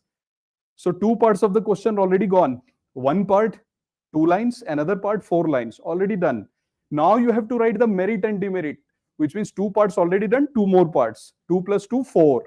And then there is a 5th part. There are 5 parts of this question. These 5 parts have to be written in 250 words. 250 words would be in how many pages, bacho? According to the formula of 80 to 90 words. In 1 page, how many pages? 1, 2, 3. 3 pages. 250 words, you can go up to 275, 280 as well. So 3 pages. 1, 2, 3. How many parts? 5. So if you take out introduction and conclusion, half page gone, right? So how many pages are left? 2.5. 2.5 pages. 1, 2.5 pages. 5 questions. So can you write 10 points related to merits and demerits. Is it even possible to write? You won't be able to write more than 5 points in merits, hardly 4-5 points in merits, 3-4 points in demerits, then 4 points in suggestion. Essay you'll have to write your answer, which means mains is a completely different ball game. But since I'll teach you labor codes for both prelims and mains, the prelims part will be lengthy, right? So there is a myth that mains is lengthy. Mains is not lengthy. Mains is very restricted. Prelims is very lengthy. In prelims, you have to first find out which ministry has created the scheme, which ministry is implementing the scheme, how much fund has been allocated, who is the head, which committee was appointed to create this kind of labor reform, what are the components of the labor code, which component has actually been implemented, which is still in progress. These kind of things you'll have to do for prelims. Prelims is lengthy. Mains has a certain structure. If you follow the structure, things will be fine. Are you getting that sense? So let me show you, without wasting much of your time, that what happens in a 250-word question in the mains. Dekho, this is your format. In this format, again, bacho will follow the same rule. What is the rule? The rule is this, that introduction 30 to 40 words, 1 minute. Never change this. In our class, we will never change this rule. Conclusion, again, 30 to 40 words, 1 minute. So this is gone. This is gone. Half a page gone. Now, in between, for the body of the answer, how many words are left? So, bacho, 60-70 words are gone. Out of 250 words, see, roughly 30 to 40 words here, 30 to 40 words there. So, 60 words gone. So, how many words left? 190. 190, because 60 are gone. In intro and conclusion, 190 words. 190 you can take up to 200. So 200 words you have to write in the body of the answer. 1 minute for intro, 1 minute for conclusion. 2 minutes gone. So for a 250 word, 15 marker, in the body of the answer, you will get 8 minutes to write 200 words. 8 minutes, 200 words. And in a 10 marker, you were getting 100 words in 4 minutes. Double it. 200 words in 8 minutes. Now imagine that in this 200 words, the labor reform wala question has 5 parts, which means that each of the part cannot be more than 20 words, or each of the part cannot be more than, roughly around 30 words or 40 words, which means that each of the part of the labor reform question has to be written like this. I say one part, one part, one part, one and one. That's the challenge. So you have to memorize these rules, and then in your handout, please open your handout, bacho. Did you write it somewhere? Introduction 1 minute, conclusion 1 minute, 30 to 40 words, 30 to 40 words, 10 marker, the body of the answer you have to write in 4 minutes. This you have to write in 8 minutes. You should write it somewhere. Now you please open the syllabus. Please come to page number 2 of the handout. Page number 2 of the handout. So guys, on page number 2, you will find this. GS paper 1. What is this? I suggest that you carry this handout almost in every lecture. Whenever you come for the lecture of current affairs, you carry this handout because it has syllabus. So you will see that there are a few things which I have marked on the board. You can see this highlighted areas. And this same content is there in your handout. So what you can do is you can mark these points in your handout like this essay. So whatever I have highlighted on the board, you can check on page number 2 of your handout. Whatever I have highlighted on the board, these are the areas where you are expected to write current affairs in your UPSC mains answer. This is GS paper 1 syllabus. So in GS paper 1 syllabus, these areas which I have marked for you, dekho kaisa hai? What are the areas? Population and issues related to it. Then second is poverty and development related issues. See, all these require current affairs. So whatever I have marked on the board, these are the areas where examiner will hunt for current affairs in your answer, whether you have written it or not. Okay, fine. So this is your GS paper 1, which you have to mark, current affairs part. Now please come to the next page of your handout itself, GS paper 2. See this, please. See, bacho, there is one point. Literally, you can write current affairs as a value addition in any answer. But what I have done, I have marked only those areas which is the minimum threshold. Well, at least you have to write current affairs for sure in these areas.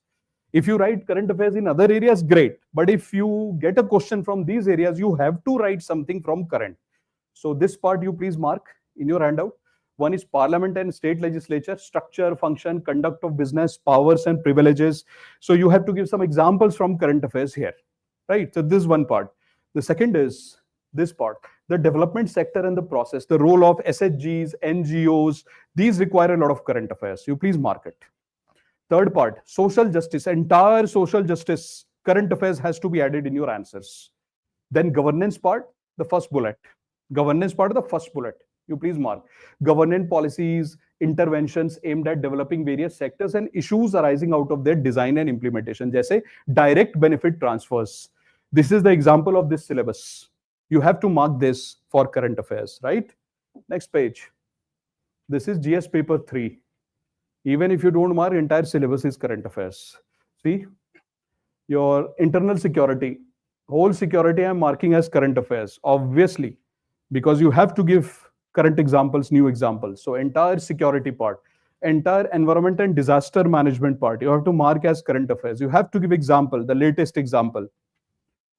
Then science and technology, almost entire science and tech is current. And then in the agriculture part, other than the first point, the remaining points are current in nature. All the remaining points are current. You have to put current affairs here. In the first also, if you want to put, you can put current affairs. But in these points, 100% you will have to put current affairs. The examiner would expect you to do it. And in the economy part, the third bullet and the fifth and sixth bullet, inclusive growth, right? And then infrastructure and investment. There you have to put current affairs. So these are the areas where you are expected to put the current affairs. Now, let's not waste time. Let's come back and let me give you the first task for today. After that, we'll start the teaching part, which I have planned for today, the trade.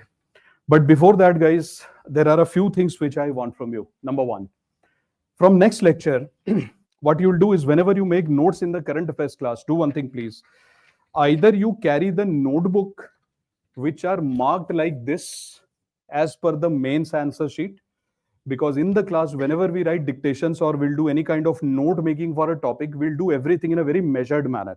Or if you have a plain sheet, a notebook with no markings, you create the marking, please. You create some kind of margin on left side, some margin on right side, so that current affairs is a journey. If anything new happens after 2-3 months, you can just come and add it. And number two, when we give you dictations in the class, you will also know that this dictation has been given as per 10 marker. This dictation has been given as per 15 marker. You will have an idea. One should definitely have an idea. You know, these are very technical kind of preparation techniques. One should use them. One should not blindly keep on writing. Kuch bhi likhe ja raha hai, keep writing anything. Before exam, we will see what to read. No, don't do that. One has to be very measured in life. Huh? Your time is very precious. Every half an hour that you are wasting in writing unnecessary things, you could have done something else, some other subject. So this balance has to be created. So please write a marking. Please provide a marking on your notebook on both the sides so that we are able to do absolute prelims and mains kind of preparation in the class. That's number one. Number two, all of you will carry highlighters in the class, online and offline kids. You have to carry highlighters in our current affairs classes because there are many occasions where I will give you a paragraph in your notes, in your handout, and I will ask you to read the paragraph. This I'm doing with the previous batches. In the mains batch, I'm doing it already. I'll do it with you also. I'll make you mains ready. I'll give you a paragraph related to Digital India, for example. I'll ask you to read and identify the keywords and convert a paragraph into one-liner. So if we do the whole paragraph, prelims preparation done. If we convert it into one-liner, mains preparation done. This technique we'll use in the class. For that, we need the highlighter. You need to bring it every day. Number three, you need to have a small fact book. So you could buy a fact book. I'm not carrying it today, but a diary of small size, palm size, which you can, yes, good. So you can carry it actually. It should fit in your hand. What should you do in that? So you should take, let's say, 100-page diary sort of thing, a fact book. You should divide that into 10 parts. I have counted it. If you divide it into 10 parts, it will take care of UPSC. So every 10 page would mean one theme. So let's say first theme is agriculture, you spend 10 pages. You leave 10 pages. Then again, you write environment. For example, you write something else. Let's say internal security. As a karke you can write. And last mein sports or miscellaneous. As you divide it. I'll keep on telling you how to divide. So when I take the first class with you, the next class will be the proper first class, where you will carry all these things, and I'll tell you how to do the marking. But you please carry this. And what we do in the class is we sit in the class with three things in our hand. One is notebook for mains dictation. Second is your handout, where you will have blank spaces, which I'll make you write in the class. So you will also write, I will also write. So handout should be there in your hand. And third is a fact book. So wherever I feel data is important, because if you write data in your mains answer, it provides authentication to the quality. And you have seen this year also, last year also in prelims, they are asking facts and data in reports.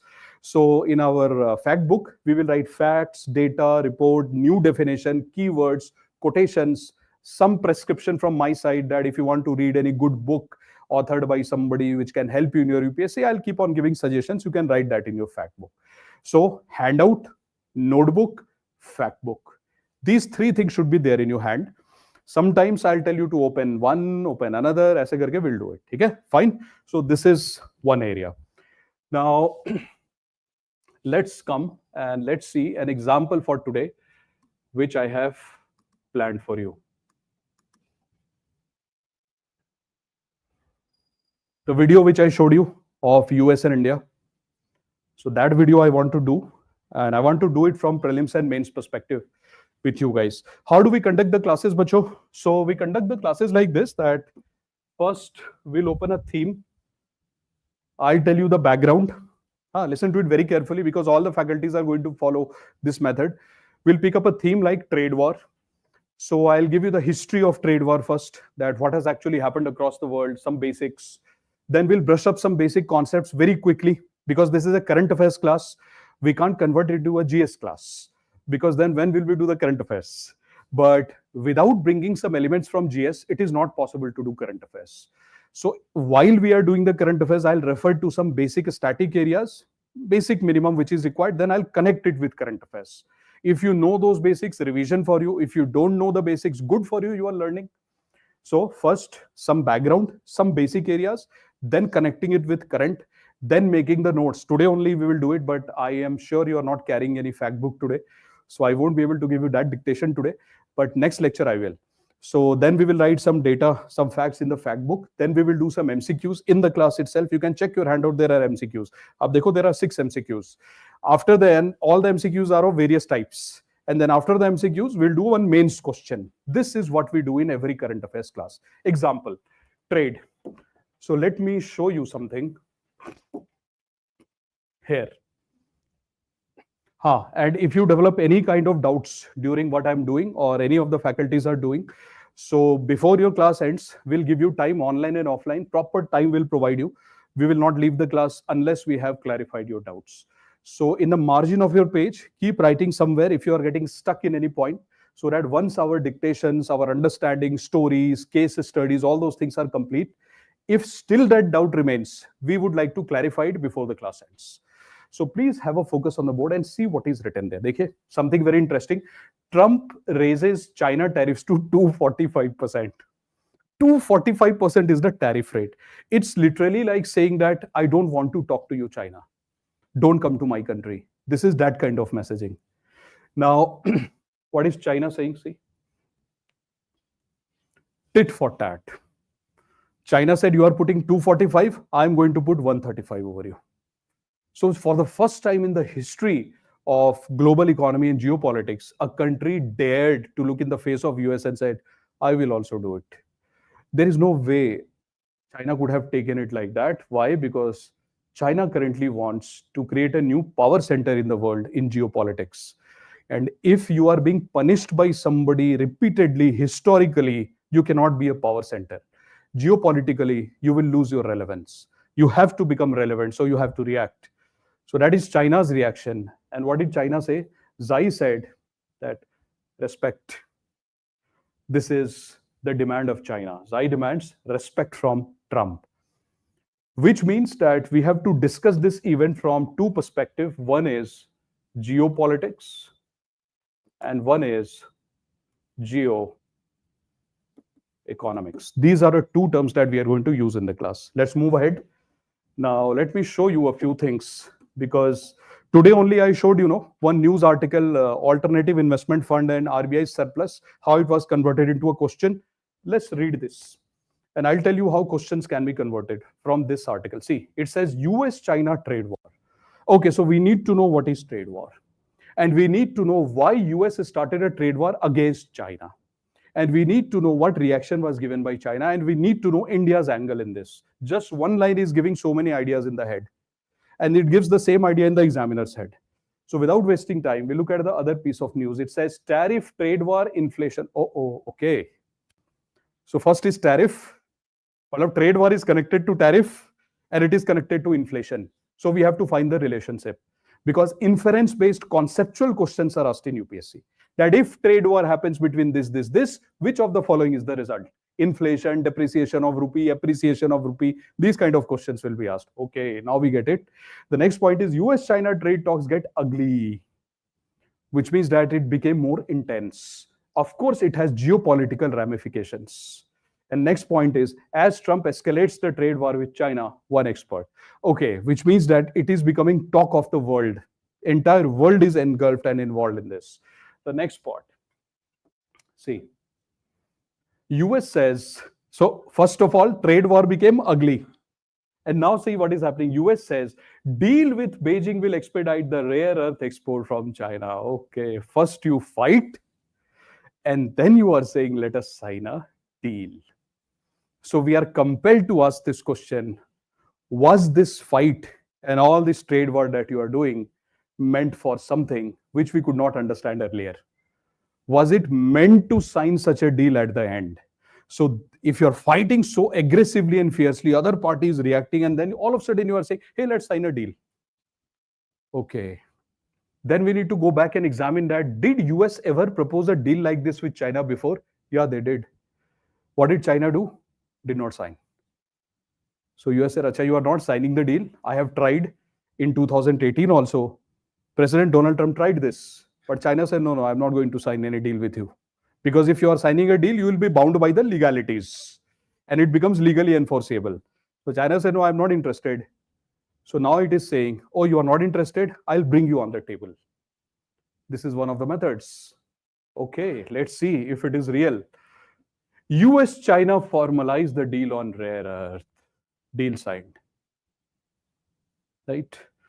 So it started in 2018 where they were fighting. US said something to China, let's do it. China said, I won't. Then President Trump, he lost the elections. He's back. He's saying, let's play the same game. And he continued. Finally, China kneeled down and China said, okay, I agree to what you're saying. But I have some conditions also. So this is what has happened. In this entire story, what are the questions that UPSC can ask you? The questions that UPSC will ask you, this is how we'll do all the lectures. Shall we, let's write the question without wasting time. Please write. Open your notebook. Please write the terms which will be asked. So please write important terms. Please write, bacho, important terms. Important terms. Number one, trade agreement. Trade agreement. To my online kids, I hope you're writing, guys. Trade agreements. Number two, trade barrier. Trade barrier. Number three, tariff barrier. Tariff barrier. Tariff means taxes. Tariff barrier, comma, non-tariff barrier. Non-tariff barrier. SPS. SPS. Sanitary and phytosanitary measures, WTO. So SPS ka full form is sanitary and phytosanitary. I'll tell you what this is, don't worry. Sanitary and phytosanitary, SPS. What is the full form of TBT? Guys, you have read WTO basics. Technical barrier to trade. So the full form is technical barrier to trade. Technical barrier to trade. Put a comma, please, and then write. Have you written trade war, guys? Then please put a comma and write trade war. Trade war. Trade war. Done. Now please put a comma and then write types of tariff barrier. Types of tariff barrier. Please put a hyphen dash. So we are writing types of tariff barrier. First is reciprocal, and second, individualized.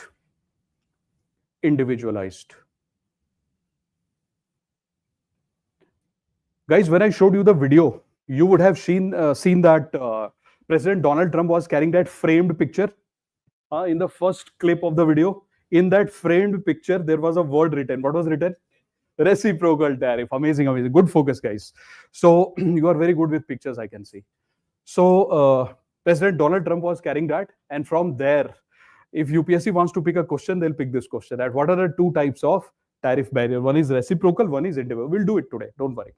Now, please write some question. These are the terms that can be asked in UPSC, okay, in prelims. Now, please write the mains question. Likhe. Please write mains question. Question number 1. Define trade war. Define trade war. And the factors behind it. And the factors behind it in the context of define trade war and the factors behind it in the context of US-China trade war 2025. US-China trade war 2025. But so this is purely current affairs question because there is a context that you have to discuss it in the current context. Question number 2, please write. Second, the positive and the negative impact. The positive and the negative impact. The positive and the negative impact of US-China trade war. Of US-China trade war over India. Over India. Right? Next. And Bacho, you have to remind me these questions in the next lecture. Today we'll do a couple of them and remaining we'll do in the next lecture. So please write the question for the next lecture. Next question. Bacho, have you ever wondered why India has never been able to take advantage of its trade agreement? It is always said that India's trade agreement are literally useless. We have not been able to take advantage. Why? This can be a current affairs question. So please write reasons. Write a question. Reasons for limited advantage of trade agreement. Limited advantage of trade agreement for India. For India. Next question. So, Bacho, since this is UPSC and UPSC is trying to look for policy makers like you, UPSC would definitely ask, suggest some measures so that India is able to take advantage of trade war. And this way they can ask the question. So please write, suggest measures for India to take advantage of trade agreements, take advantage of trade agreements in the context of current trade war. Current trade war. Bacho, are you aware that India and US are trying very hard for trade agreement? In the middle of trade war, why do you think India is telling US that, no, I also want to sign one trade agreement? There must be a reason. Otherwise, there is nothing happens without a reason. This is all current affairs. So let's start with the first one. Let me show you one example. And then I'll keep on giving you quick dictations as well along with that. Here, this is my first example to you. Have a look at this, guys. It will refresh your memories about mangoes. Yeah. Do you know the story of India-US mangoes? What happened? Why USA rejected India's mango? Do you know the real reason? I'll tell you the real reason through a story and we'll solve some MCQs related to that. Now, story time. This is very important to know the context. You see, what happens is every year since historic past, India has been exporting mangoes to USA. Now, What is the procedure of exporting mangoes? Listen to it very carefully, bacho, and I'll show you how current affairs and static areas has to be merged during your preparation. So what happened is, suppose that India produces very good quality mangoes. For example, let's say Karnataka, UP, or West Bengal, or Bihar. These are the places from where the mangoes would be picked. These mangoes then are measured for their dimensions, that what is the size of the mango, because US generally prefers international standards, so good quality mangoes. So first, physical appearance of the mangoes. The second thing that happens is you have to take the mangoes to a facility which is called as preservation facility. Guys, keep putting words in your mind. I'll give you dictation, but I will ask you questions first, and you have to participate online and offline. So what happens first? Physical examination of the mango happens. If there is any rotten mango, right away it is thrown, and the small ones, small size mangoes are rejected. The big size mangoes, the medium size mangoes, they are selected. So first is physical selection of the mangoes. Physical selection of the mango is called as sorting, sorting, sorting, right? After the sorting of the mangoes, it is sent to preservation facility. Now there are various types of preservations. For example, if you ask your mom and dad at home that what are some of the basic methods of preservation in the house, they will tell you that sometimes what they do is, if they have some food items, they put it in the cans, aluminum can, tin can, plastic can. There are different cans in which they seal the can. This is also done in the household. Similarly, if we have to keep some fruits and vegetables for a longer duration, we add some sugar or salt inside it. That's natural preservatives, sugar and salt. Best example is pickles. Similarly, one of the other techniques of preservation is where you increase the lifespan of food is you take wheat flour and you add yeast inside it. Fermentation will happen, then the wheat will be converted into bread. You can keep it for a very long time. Similarly, wine is also made through fermentation. So all these are methods of preservation because you are preserving the food for a long time. One of the methods of preservation is called as irrigation technique. What is irrigation technique? So when the mangoes are collected from the field, those mangoes are, for example, taken to Bangalore. Right? In Bangalore, there is a facility where one official from India, one official from US would be present. All the Indian mangoes will be taken there, and through some radiations, they try to kill some microorganisms which might be harmful for human health, which might be present inside the mangoes. Any infection, any kind of microorganisms which might be fatal to human health, they try to kill it through radiation. So they wash it, then they pass it through radiation. That is called irradiation technique. So this is also one of the methods of preservation.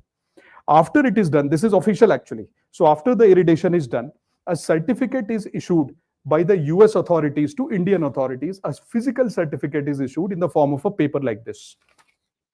So a US guy in India, the quality check guy, he will sign a certificate and say irradiation done in front of me, right? And he will mention how much mangoes were passed through the irradiation technique, etc. One copy of the certificate is given to Indian exporter who is supposed to export the mangoes. He is the Indian exporter. And one copy is taken by the US authority, that guy.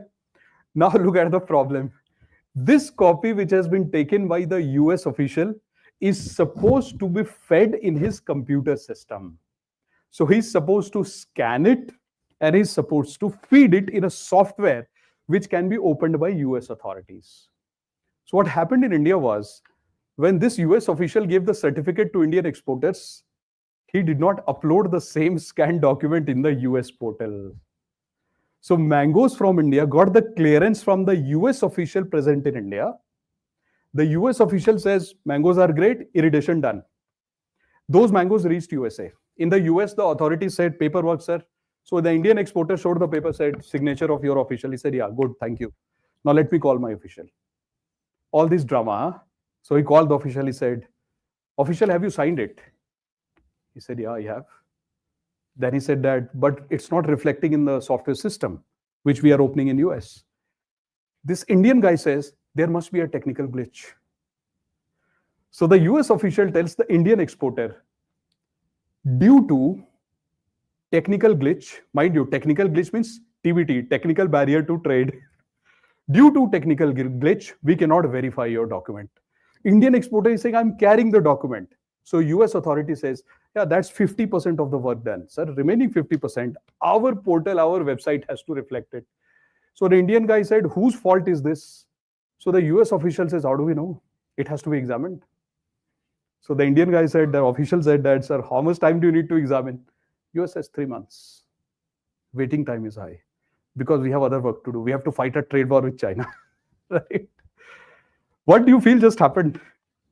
Free trade, protectionism. Somebody is trying to protect themselves against Indian goods. Are they trying to hurt us deliberately here in some way? Is it deliberate? Obviously, it is deliberate. If your system is not showing us, please call your guy and tell him to upload it on the system. But what is the response from USA? The response from USA is, sir, it takes time to verify. India says your fault. US says, no. Without verification, we cannot. You cannot call us guilty unless proven. Right? So this is the system which we have to follow. So what did India do? India said, what do we do with the mangoes for 3 months? It will rot. They said, yes, sir, it will rot. So USA told India that please take away your mangoes because we are not sure if irradiation has been done because certificate is not there on the software. We do not want any harm to human beings or plants or animals of USA. We said, how will the mangoes harm your plants and animals and human health? They said, because your mangoes might have some microorganisms. We said, by which rule are you using? They said, SPS, sanitary and phytosanitary measures. Oh, which means that if a country believes that something from another country can hurt my human health, plant health, or animal health, I can use that clause called as SPS under WTO. And I can use TBT, technical barriers to trade, and I'll say paperwork not complete. And I will use both the things together. I'll say, please, you take away your mangoes. India said, where will I take it? Because the value of the mangoes is roughly 5 crores. And the cost of transportation is more than 5 crores. Transportation back and forth. They said, we don't know, but we can't let you keep it in the seaports of USA. So what did India do? India took everything and put it in the Pacific Ocean. We had to dump it because the cost of transportation from there to other places and the deteriorating quality of the mangoes, that was another thing. Because mangoes have to be stored in cold storage, in a ship, in a container, putting cold storage temperature, it burns fuel.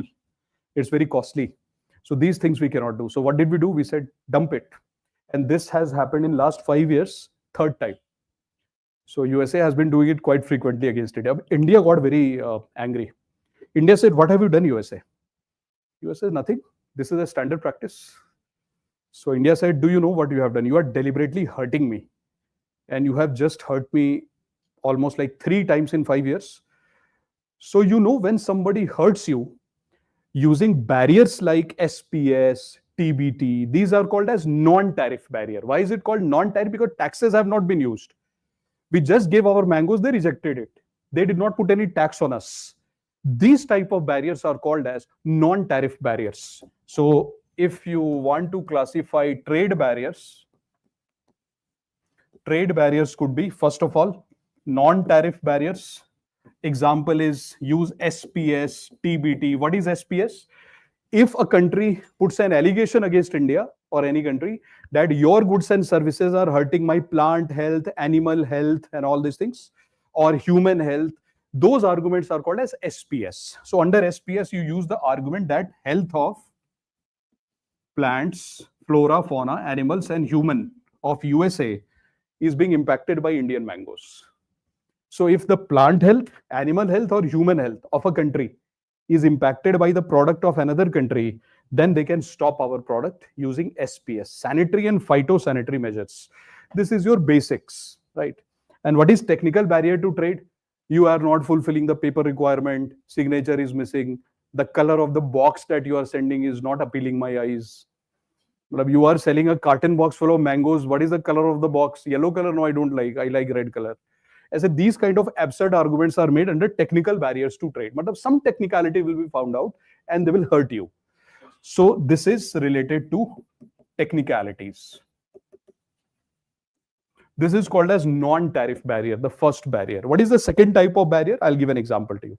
Dikhata hu aapko. Let me show you. Read this, please. Current affairs again. What is it saying?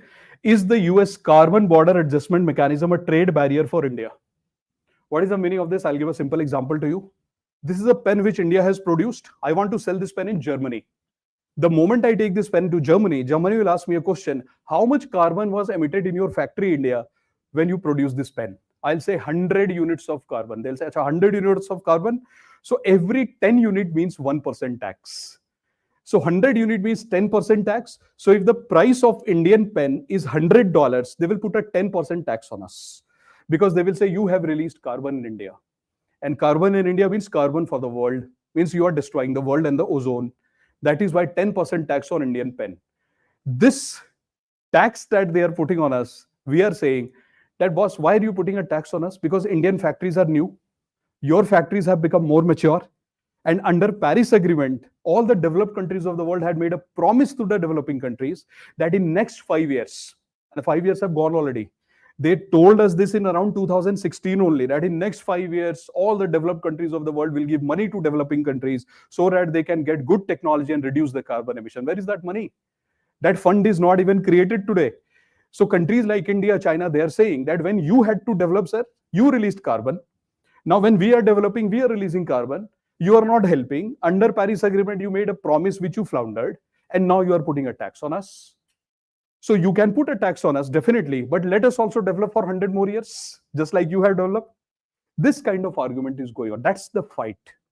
So India is calling it as tariff barrier. India says this is a barrier which you are using taxes to hurt India. So there are two types of barriers, bacho. The first barrier is non-tariff barrier, and the second barrier where taxes are put is called as tariff barrier. Now, trade barrier, keep writing guys in your notebook. Trade barrier, and the short form is TRB. TRBA, you can write. Trade barrier is equal to tariff barrier plus non-tariff barrier. So there are two types of barrier. You will see what is trade war from here. There are two types of barrier. Now, you see, non-tariff barrier, I gave you some example today. Example is SPS, TBT. So somebody will use paperwork as an excuse that India, your paperwork is weak. Somebody will say that India, when we look at your mangoes, we feel that it will hurt our plant, animal, and human health. That is SPS. So this is the example of non-tariff barrier. What is the example of tariff barrier? बहुत ध्यान सुनना, listen to it very carefully, बच्चों. I'll give an example to you. The photo frame that you saw in the hand of the US president, current affairs, the photo frame that you saw in the hand of the US president, in that US president is saying that there are two types of countries in the world. Country number one, countries like China and Bangladesh, and country number two, countries like Australia. Everybody asked US, bhai, what is the difference between these two? So USA said that there are countries like Australia who put some tariff against USA. Like whenever USA tries to sell laptop or mobile phone to, let's say, Australia, Australia puts a tariff of 7%, 8%, 10%. So USA says that is fine. 7, 8, 10% is fine. So whenever USA sells something to Australia, Australia puts a tariff of 10%. So now USA is saying, Australia, if you sell something to my country, I will also put a tariff of 10%. This is called as reciprocal tariff. So what is the meaning of reciprocal tariff? If somebody puts a tariff against you, you also put the similar kind of tariff against that country. But if you don't punish them by a large margin, you do to others what others have done to you. So it's like returning the favors. If somebody hurts you with 10% tax, you also hurt them with 10% tax. So that is called as reciprocal. So put an arrow here, guys, and please write number one, reciprocal tariff barrier, RTB. Reciprocal tariff barrier. I'll give the definition, don't worry. First you write it, please. Right? Second, I'll tell you about China and Bangladesh. USA is very unhappy with China and Bangladesh. USA is saying to China and Bangladesh, listen to what USA is saying to China. USA is saying to China that China, you have one problem. You keep on selling only. So your trade surplus with USA is very high. Whenever you sell to USA, you collect a lot of payment. You keep collecting so much of dollar from me. But when USA tries to sell anything to your country, nobody buys in your country. Plagiarism. Nobody buys in your country. You are not even interested. So China said, go and try. I have never asked you not to sell. USA says, how will I sell? Because the cost of production in your country is so low. You literally sell everything at almost the cost price. So if the cost of production of this stylus pen is 10,000 rupees, China will sell this pen at 10,500 rupees. Who can compete against China? So USA is saying, I am very unhappy with you. Number one, you only sell in my country. and you keep selling, you never buy. Then China said, no, I'm ready to buy, but you have nothing to offer. USA said, no, you are dumping, which means the price at which you are selling in USA is so low that we are not able to compete. This is the second complaint of USA. First is you sell a lot, and second is you don't sell, you dump literally. That's the second complaint. So China said, you also produce at low prices. USA said, no, it is not possible, because there is a third thing which you have done, China, which is a fraud. China said, Batao, what have I done? What do you feel is a fraud? But so in 1990, what happened is exactly from 1991 onwards, in China, something unique happened. What happened in China? Whenever a particular factory used to go to China and say, hey, China, I want to produce my laptop in your country, shoes in your country, textile product in your country, because labor is cheap. So whenever some factory from USA, UK, Germany, France used to go to China, China used to say, boss, I will let you produce the shoe, I will let you produce the mobile phone, but you have to legally share the technology with me. Unless you share the technology, unless you open your R&D lab in China, and whatever research you do in China, it has to be registered in China. And if we want, we can use it. Because the factory where you will do all these things will be in China. So if you produce something in China, you can't bring the technology from outside. You have to register the technology in Chinese name, share it with Chinese producers, collaborate, then become joint venture companies, and then you start to produce your mobile phone and laptop. Sorry, we won't allow you to directly come and open factories. You come, you open factories, but you collaborate with us and you share your technology with us. If you are bringing money, do not come. If you are bringing money plus new technology, then you are invited. So what did US do? Or what do the developed countries of the world do? The developed countries of the world are very good in research and development. They do not want to produce, they do not want to create dirty factories in their country. So entire production work they want to do in developing countries, because labor is cheap, raw material is cheap. But the entire research and development, the developed countries of the world, they do in their country. So what happened to Russia? What happened to Japan? What happened to China? What happened to USA? All the developed countries of the world, they decided, it's fine. Let us give the technology, some technology to China. Let us produce in China only. So big countries of the world, US, UK, France, Germany, they started to produce in China.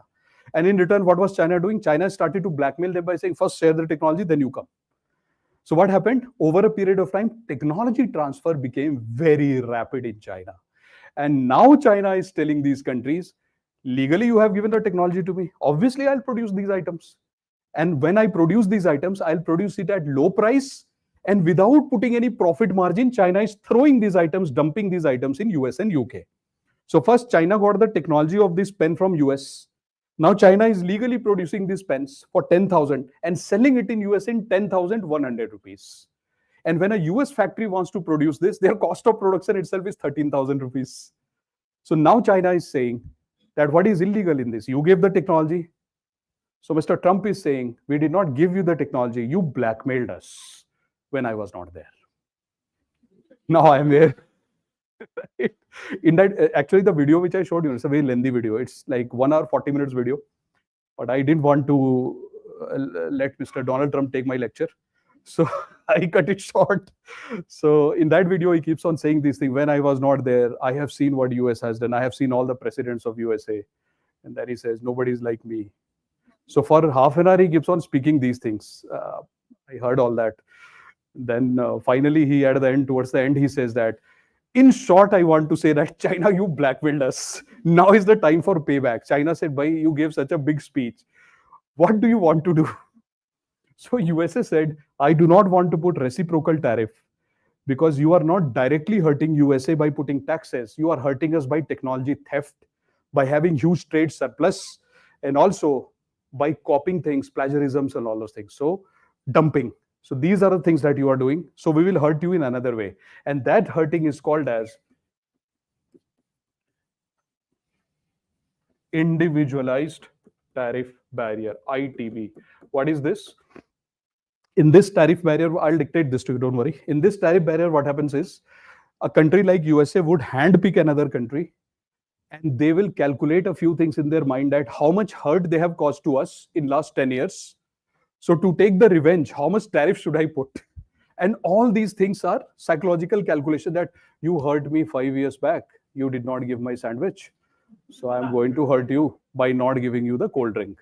something like this. So they will put a 10% tariff for hurting, 20% tariff for not talking to me properly, 30% tariff because you didn't call me, and a 60% tariff because you called me 5 times. Whatever you do, you will be tortured. At the end, 245% tariff. So this 245% tariff is individualized because you are hand-picking countries and punishing them. And what is this in reciprocal tariff? This is generally in the range of 10%. So USA is gifting 10% reciprocal tariff to Australia by saying you deserve 10%. China, you deserve 245. Bangladesh said, what did I do? So USA said nothing. I mean, you are close to China. So 245% tariff for you. Bangladesh said, wait, I only sent textile items to you. USA said, yeah, that's why. I mean, 245% for you also because you are very close to China. It said, no, but I am not China. USA said, okay, 200% for you. So guys, if you would have gone to US last year, entire textile shops and stores wherever ready-made garments were sold in USA, literally it was made in Vietnam, made in Thailand, made in Bangladesh. In some stores, little bit like 10% made in India. Ab dekho what has happened. The moment USA has put these tariffs, 200%, 180% tariff on Bangladesh, because supposedly Bangladesh is close to China. So now what has happened is, what has India done? Let me show. I have that in another slide. Okay, I'll show that to you, but let me tell you, I have that slide in another PPT. So what has India done? All of a sudden, since last 2 months, India has increased the production of textiles. And India has lowered the cost. And then India called USA and said, sir, do you need textile? USA said, which quality? India said, absolutely better quality than Bangladesh because we share almost the similar kind of soil and geographical conditions. So immediately USA said, no, but your fibers are not very strong. India said, have you checked? USA said, yeah, I did last year. India said, check the sample this year. They checked the sample and they said, all the orders that we were getting from Bangladesh, we are substituting that with India. So what has happened? All of a sudden, our textile industry is booming. Why? We got some benefits. Then India called USA and said, hey, USA, do you need some medical equipment? India said, are you able to produce it for yourself first? India said, I mean, yes, some of them we are. For example, easy things, glucometers, oximeters, blood pressure monitors, these things. USA said, of course, these are basic things which we used to take from China. India said, we are ready to produce it. We are ready to give it to you. So what happened during COVID? India started to produce. India started a scheme called as Production Linked Incentive Scheme and Make in India scheme, under which we are producing medical equipments, not the costly ones, the cheaper ones, the smaller versions, not the ventilators, but basic things. And now we are telling USA that if you want basic ones like glucometer, oximeter, thermometer, etc., we'll give it to you. So what have we done? We have started to substitute China in the US market in few things. Electronic items, in India is top 10 producer of the world. Not the best, but we are in the top 10. So there are many electronic items, even basic ones like capacitors, motherboards. We have started to give it to USA. So these are some of the items like textiles, like chemicals, like electronics, semiconductor with the help of Taiwan. These are the things that we have started to promise. And of course, iPhones and laptops. So we have started to tell US that, sir, why don't you give us permanent contracts? Because you don't like China and we like you. Right? So let us sign a deal. So what are we saying to US? That please select these items from India. We want to become long-term supplier. Just keep this point in mind. While writing, we will use this point. So did you get some idea about so far the basic things? So Abhi, if you have to write a formula of trade war, how will you write? What is trade war? So first, guys, please write this line. Trade barrier is equal to, now tariff barrier plus non-tariff barrier. And then you can write here, tariff barrier is equal to reciprocal plus individualized tariff barrier. You put in one bracket and please write NTB. And here you write trade barrier. This is your formula. Now let me tell you what is trade war. It will become super easy for you. Dekho bacho, from today, if anybody will ask you what is trade war at a UPSC level, you should say, Abhi don't write, I'll dictate, that if any country, so there are two countries, country A and country B, they are trading partners. So if a country deliberately and intentionally and repeatedly uses either this or this or this or all of these to hurt another trading partner's economic interest during trade, it is called as trade war. I repeat, if a country, I'll very slowly repeat, I'll dictate this also, don't worry, but please absorb it first. Dictation can happen, but please absorb. If a country like country A deliberately, intentionally, and repeatedly uses this reciprocal tariff barrier or individualized tariff barrier or non-tariff barrier or any combination of this to hurt the economic interest of its trading partner, then this activity is called as trade war. So did you notice that in trade war, what are the important terms that we have to use? First, we have to use these terms. Then we have to use the word deliberate, intentional, hurting somebody's economic interest during trade, and repeatedly doing it. But if you do it once or twice, it's not called trade war. It's simply called as barrier where you are trying to protect yourself, etc. But it's not called war. War is repeated in nature. Okay? Repeated attack on somebody is called war.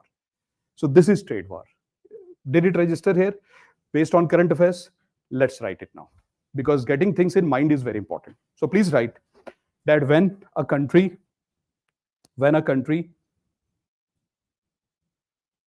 deliberately and intentionally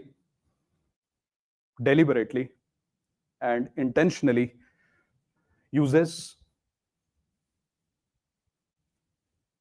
RTB, comma ITB, or NTB, or any combination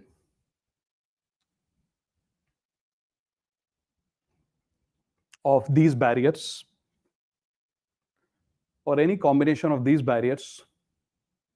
to hurt the economic interest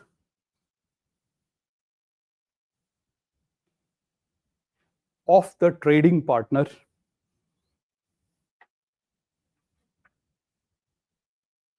repeatedly, it is called as trade war. Example: the US-China trade war 2018. Please write US-China trade war 2018. Please write, comma, the US-China trade war, again please write, US-China trade war 2025.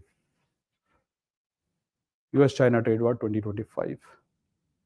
Again put a comma and please write, the US NAFTA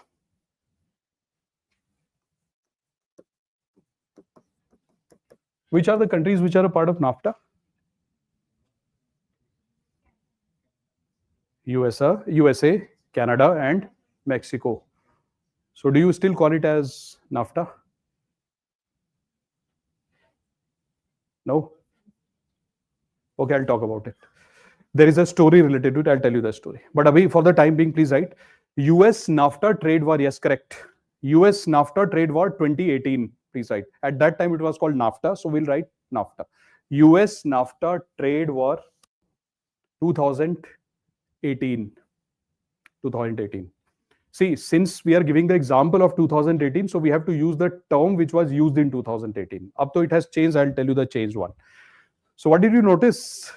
Did you notice that US-China trade war, US-NAFTA trade war, again US-China trade war, and in between there was US-India trade war also, which I want you to write. So please write, comma, US-India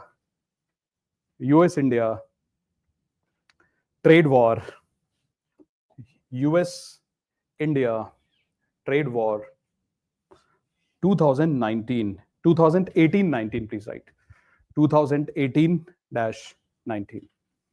I'm going to tell you brief history of all these things, but before that, I want to ask you a question. Fatafat, please tell me that from today onwards, if somebody will ask you, what do you mean by non-tariff barrier? What will you say? Non-tariff barriers are the trade restrictions like SPS and NBT which are used to restrict trade. So please write. NTB in one line. I told you in one line you have to write many things. So please write one line. NTB are steps like SPS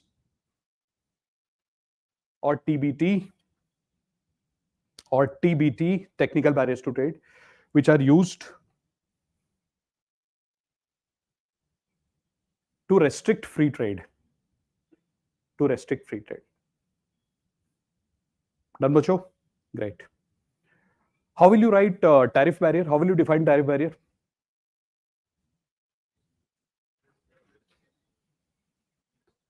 Tariff barrier contains tariffs imposed by partners on the other partners during trade. It could take the form of reciprocal tariff or individualized tariff. And then you will have to define in one line what is reciprocal, what is individualized, because this is all current affairs. I showed you the video. So likhe, please write bacho. Next point. Tariff barrier is the use of export and import tariff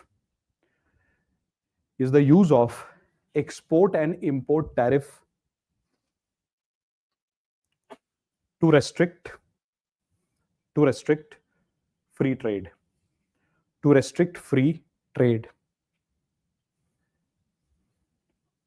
It can be of two types. Number A, reciprocal tariff. Please write. In this case,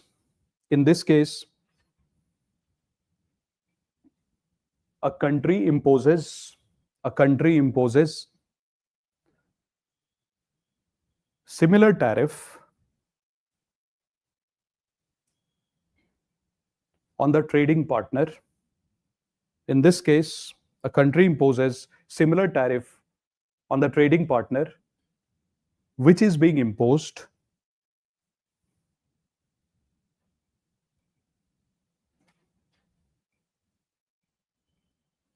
already by that partner.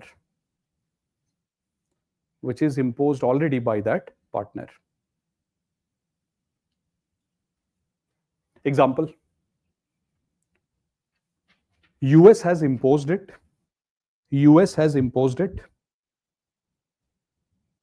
on Australia. Right? Number B, please write. And bacho, mind you, those things which are meant for mains has to be done in a very crisp manner. Those things which are supposed to be done for prelims has to be done exhaustively. Okay? So after today's lecture, when you read your notes, you will get an idea which is there for prelims and which is there for mains. Please write one line. Please write individualized tariff. Likhe. If a country has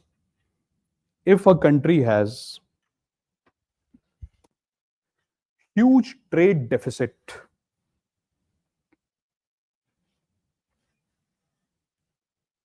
because of other country,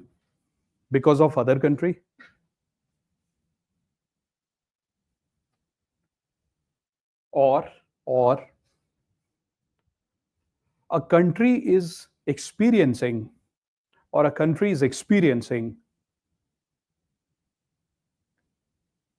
dumping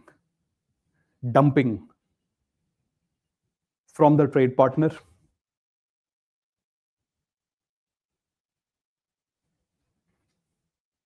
or it is facing challenges like technology theft,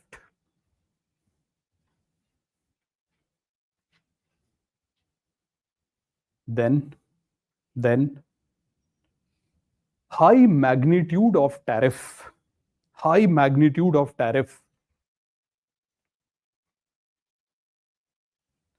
called as ITB, individualized tariff barrier, ITB, is imposed. Example, US China. Example, US China. Please put a full stop now. Guys, did you notice that I have used the word irradiation in today's lecture itself? And I used also some of the words like canning, some of the words like fermentation. Since it's a current affairs class, there is no restriction on the subject, which means the moment we use a term in the class, if it is connected to some static knowledge or something else, we should immediately, without wasting time, write it in our notebook so that we can also develop the interlinkage habit. Because I showed you in today's lecture that those 10% questions, which are the borderline question, neither current affairs nor static, it's a mix, the dangerous ones. To handle those kind of questions in the class, the moment you are doing a theory, and if the name from some other subject or other topic pops up during the discussion of the theory, it is our duty to write it in the class. This is how the current affairs has to be prepared. Fatafat, let us write. What are the different methods of preservation and food processing? In 2 lines, we have to write. So please give a title, food processing. Otherwise, we won't be able to understand the topic. Please write food processing. Food processing. Bacho, since it's a static part, I expect that you should give me some ideas. Bataiye, what are the different types of food processing? What are the different steps of food processing? You would have definitely done it. The most basic step of food processing, I gave you an example. You take mangoes, you sort out the rotten ones from the good ones and throw the rotten ones, na? Right? What is this called as? Sorting, primary processing. So primary processing is the most basic method of process. Don't write, I'll dictate it properly to you. So the most basic method of processing is called as primary processing. Primary processing ka example is sorting. Sorting means the moment you get mangoes, tomatoes, onion, you throw the rotten ones, you keep the good ones. That is called sorting. That's primary processing. As I'll give an example to you. Suppose I take tomatoes. I throw the rotten tomatoes, keep the good tomatoes. Primary processing done. Now I take the tomatoes, I wash it, and then I boil it. I convert the tomatoes into paste. So what is that processing called as? Primary or secondary?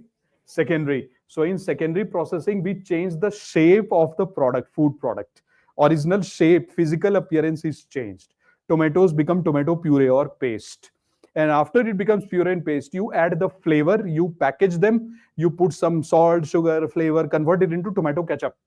And then you package the ketchup, add some preservative. That is called as primary, secondary, or tertiary packaging. Tertiary. So that is the third step of processing.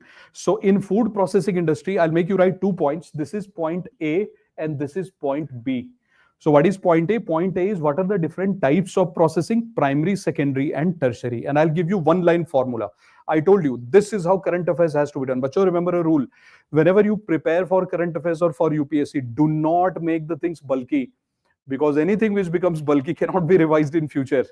And do not understand anything in a complicated way, because then when you write that thing or reproduce that thing in the exam, your mind will run in a very complicated manner. Always try to simplify. Ho sakta hai, it is possible that after today's class, you'll meet somebody and somebody will tell you, what has your faculty done? Everything in 1 line, useless. It's not about that. I can also give you a lot of gyan about primary processing. Half an hour we can speak by slow motion stories. Primary processing, this, that. I can also convert this class into a meme class. But we will not do it because it is not required for UPSC. So we will stick to the point. I'm telling you this, the reason being that one small mistake made every day means at the end, it will cost you 1 attempt. You have to be very careful and respect your time. Okay? And to respect the time means everything has to be done precisely in a simple manner in 1 or 2 lines. Wherever things are meant for prelims, then expand. So please write. Food process, you have given the title, no? Food processing. Please write point number A. Please write. Types of processing. Types of processing. Very crucial. Types of processing. So what are the 3 types of process, bacho? Please write type 1 first. Primary processing. Primary processing. Please put a dash and please write most basic step of processing. Bacho, please write. What is primary processing? Most basic step of processing. Most basic step of processing. Example, sorting. Example, sorting. And I told you what is sorting? Removing the rotten ones from the good ones. That's sorting. Now, number B, please write. Secondary processing. Secondary processing. So first was primary. Now number B is secondary processing. Put a dash and please write. Changing the physical appearance. changing the physical appearance.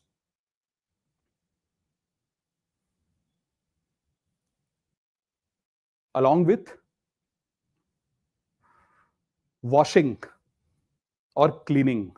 Washing or cleaning. So, bacho, when you take agricultural crop, there would be soil, there would be so many things. Just wash it and clean it. That's called secondary, right? Now, point number C, please write tertiary processing. Tertiary processing. Please write color, flavor, preservatives, color, flavor, preservatives, and packaging. Done, bacho? This was the first point of processing. Now there is one more point, and then we'll do one MCQ. So that second point is types of preservation techniques. All this is in your syllabus, by the way. So what are the different types of preservation technique? Dekhiye, first is canning. What is canning? For example, when a Diet Coke and all these things that you buy in the canned form, wahi to hai canning. Canning is putting something in the can, metal can, plastic can, whatever. So please write types of preservation or preservatives. Types of preservation, you please write. Types of preservation. Methods.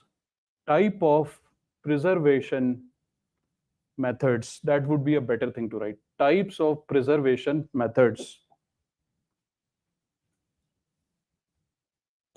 Types of preservation method. लिखिए बच्चों, please write canning, freezing. When you freeze something, its life increases. For example, meat products, right? So canning, freezing, drying. Sometimes we dry, like grapes are dried, right? So drying, pickling. Pickling means converting, for example, mangoes into pickles. So canning, freezing, drying, pickling, fermentation, like how the wine is made or how you make bread, bakery products. So fermentation, and then irradiation, which means using some radiations to remove the infection and the microorganism from the food product. Radiations are used, and strong radiations. So irradiation. These are the techniques. Now, in your handout, guys, there must be one MCQ which is related to this. First question. First MCQ towards the end of your handout. Let's read the question. Question says, which of the following components can be used to pursue trade war in general? Which can be used to pursue trade war? One or two or both? Absolutely both, you have said. In fact, if UPSC makes this question in a very dangerous manner by saying reciprocal tariff barrier, then individualized tariff barrier, then non-tariff barrier, SPS, TBT, you will be able to write the answer. Okay? You saw it. So your answer is both. Question number 2. Consider the following methods. Right? This is what type of question? Why that 10% question, which is derived from current affairs. So consider the following methods. How many of the above methods can be called as preservation methods? Canning, freezing, irradiation, primary processing. Primary processing is a method of processing, not preservation, processing. So what are the 3 methods of processing? Primary, secondary, and tertiary. So this is odd one out. This is odd. It should not be here. So we will keep it out. Now remaining questions we have not done so far because we have just started. So please come back and let me show you something. कुछ दिखाता हूं मैं आपको. So बच्चों, before I show you this, please create one flowchart with me. A quick flowchart. Please write trade. We are doing a flowchart.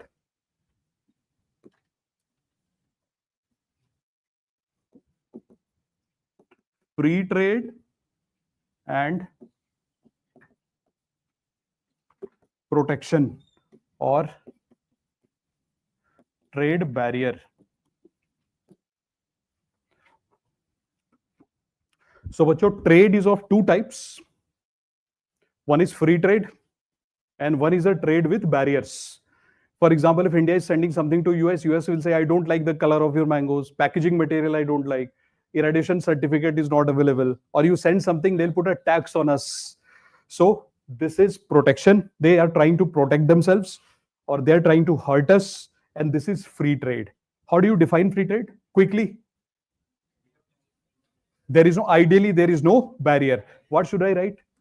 Trade barrier is around 0. How will I break this into components? Fatapat, please tell me without wasting time. You are my kids now. Please tell me. What should I write? TB plus NTB. But then I gave you one more formula. How do you split this TB? RTB plus, very nice. ITB plus NTB is close to 0. Brilliant. Dekho, I'm telling you one thing. If you do it like this, your loop for UPSC prelims is closed. It is not possible to cross this limit and create another question. Dekho, if anybody wants to create a question which is undoable, even you can ask me a question which I won't be able to do. It is possible. Anybody can ask question to anybody. But in general, in an intelligent manner, it is not possible to cross this boundary by a huge margin. If UPSC will ask you question from here, it will be somewhere here only. You will be able to easily give the answer now. Come to the second part. You are intelligent kids. I want an answer from you. What should I write here in case of protection or trade barrier? That trade barrier should be equal to 0 or should not be equal to 0. What should I write? Not equal to 0. Now, should I write not equal to 0 or mathematically should I write something else which will definitely show that kuch to something is there? Greater than, less than? Greater than what? 0. 0, simple. Which means that greater than, see, mathematically you cannot normally write these things. But if I write greater than 0, it means something is there. Greater than 0 means there is some number, whether it is small or big, even if it's decimal, it's there. So what will I write? Instead of writing this, I'll write something like this. And I'll say hardly it's greater than 0 means some problem is there. Now you can split this trade barrier into tariff barrier plus non-tariff barrier greater than 0. This is restriction, which means some form of restriction is being used. Now I want to ask you a question. Bacho, currently US is trying to hurt us. And we are also telling USA. I'll tell you some bizarre stories about India, maybe in the next lecture. But first I want to close this argument. US is trying to hurt us. We are also saying to US that don't do too much, right? Because if you hurt us too much, sometimes countries like India will also react. China has reacted actually. So we are telling US that let's do one thing, US. It's enough. Let's sign a trade agreement. What is trade agreement? Why do you sign a trade agreement? To do what? To reduce something. Awesome. What do you reduce using trade agreement? Oh, barrier. Which barrier? Under trade barrier, which barrier? Tariff and non-tariff barrier. And what an intelligent answer you gave. You did not say eliminate. You said reduce. Because you understand that in practical life, nothing can be eliminated in 1 second. Things take time. It only builds over a period of time. So I would say brilliant answer. So trade agreement will be put somewhere here. TA, trade agreement. And what will be the job of the trade agreement? From here you put an arrow. And here what will you write? The job of the trade agreement will be trade barrier will be minimized. Absolutely correct. Trade barrier will be minimized. And what is the other job of the trade agreement? That countries will carry on free trade. So what is the job of trade agreement? Job of trade agreement is currently if the countries are fighting, you reduce the trade barrier and ultimately you keep reducing so that one day the trade barrier should be close to 0. That is actually what you do through trade agreement. You start from here, reduction, and you travel up to here. So if I make a statement, please tell me if I'm right or wrong, that the job of the trade agreement is to take the trading countries from protection towards free trade. Absolutely. This is the definition. This is one of the good definitions to write for the exam. So please write trade agreements are, but you gave a very good answer, by the way. Trade agreement, please write trade agreements are signed to minimize trade barriers and ultimately eliminate them. Ultimately eliminate them. right? Ultimately eliminate them. So trade agreements are signed to minimize the trade barriers and ultimately eliminate them. In other words,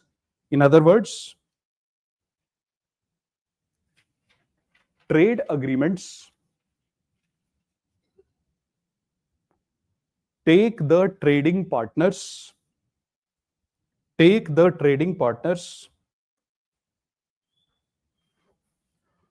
from protection towards free trade. Take the partners from protection towards free trade. I gave you the definition of trade war, no? Now, we'll take questions from you. And you please write one title so that in the next lecture, because the first half of the lecture we were doing different types of questions, etc. So I knew that we'll be able to complete this topic only in the next lecture. In fact, not in the next lecture, but I'm trying to cover trade as a theme so that entire development that has happened in trade since 2018, we are going to cover in the class in current affairs through our this type of current affairs. So please give a title so that next time we'll start from there.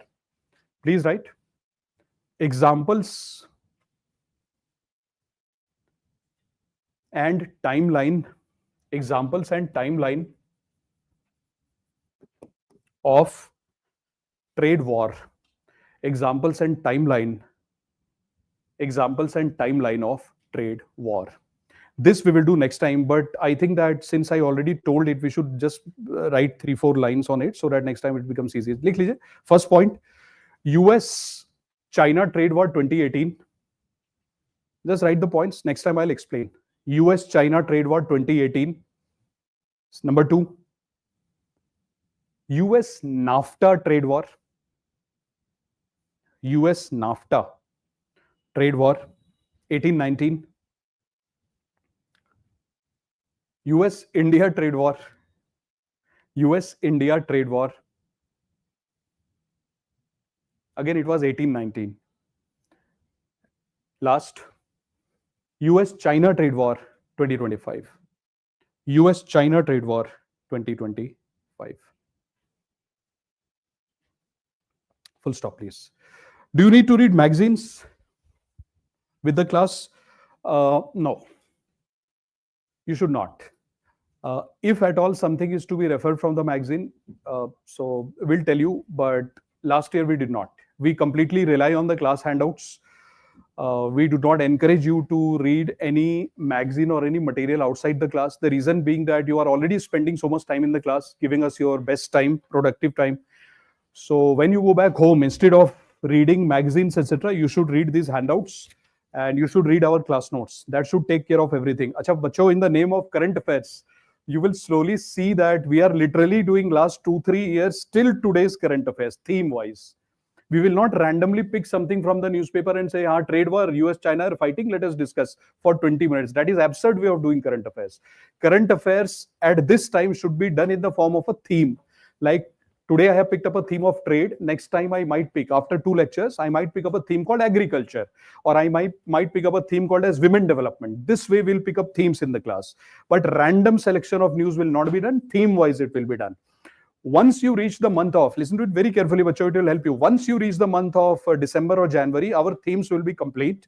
And then when we start to do the hardcore preparation for prelims, anything that is happening now, which we might have missed because we are doing a certain theme. Suppose today I'm doing a theme of trade, and today a news came related to agriculture, which I missed, right? Because today we are doing trade.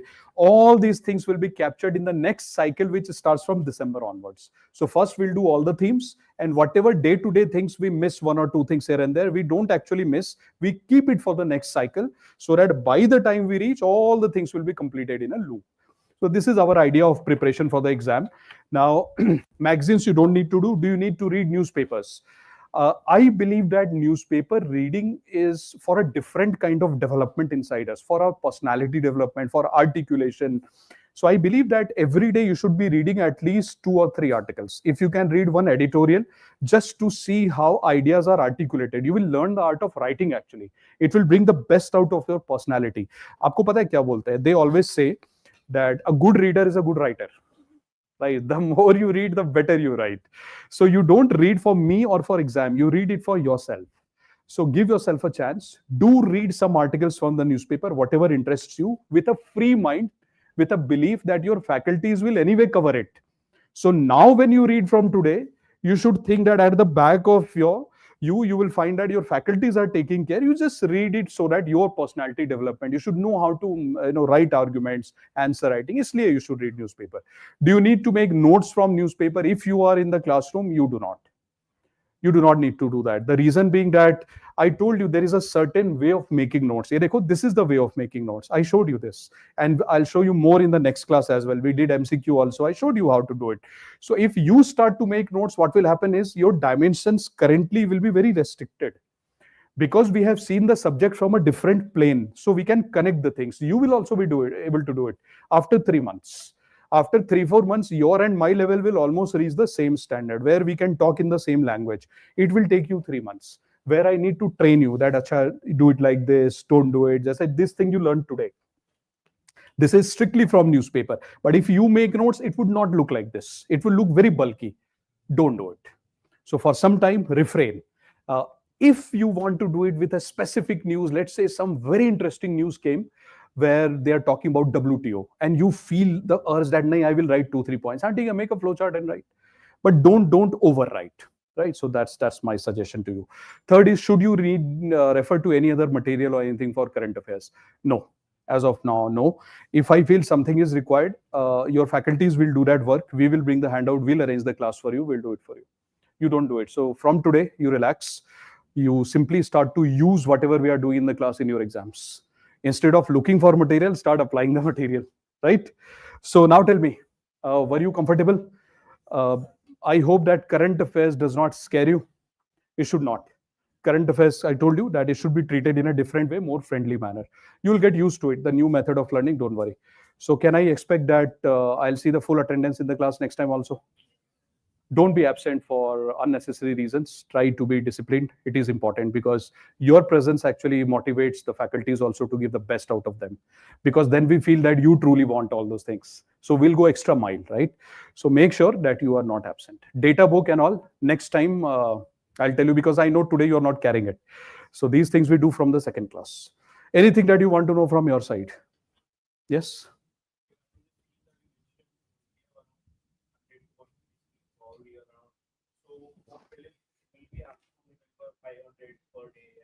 Okay, I'll tell you.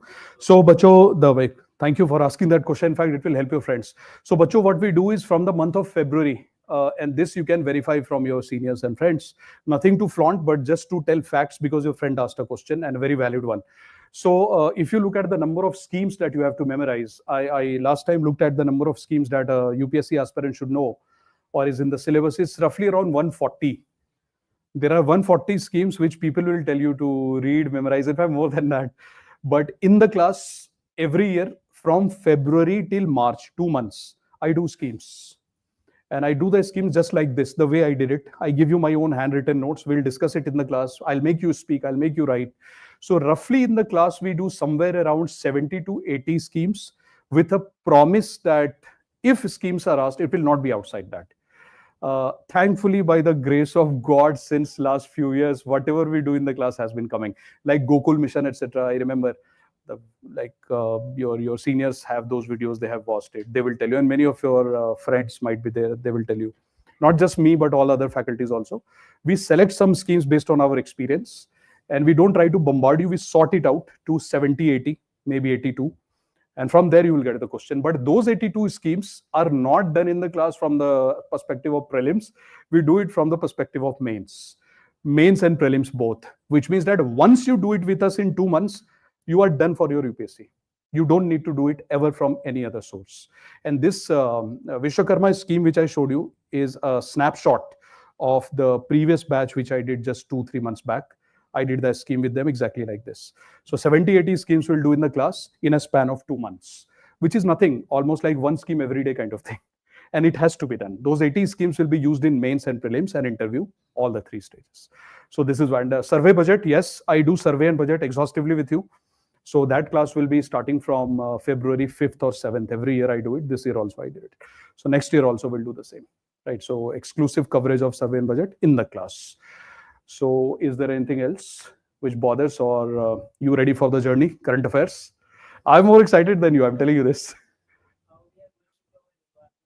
In the class itself. So for example, you have a different faculty. So what they'll do is the same approach. They'll bring all the news from last 1.5 to 2 years, whatever important news are there, and they will link exactly the current affairs with the static areas the way I have done. So 3 things will be done in the class. Static, little bit of static to help you connect the current, not too much, but little bit, yes. Then there will be a connection with the current, and then there will be MCQs and mains answer writing. So suppose you pick up a theme from environment, like environmental impact assessment, for example. So you do some MCQs, you do 2 mains related answer writing in the class with handwritten notes or typed notes from the faculties, whatever suits.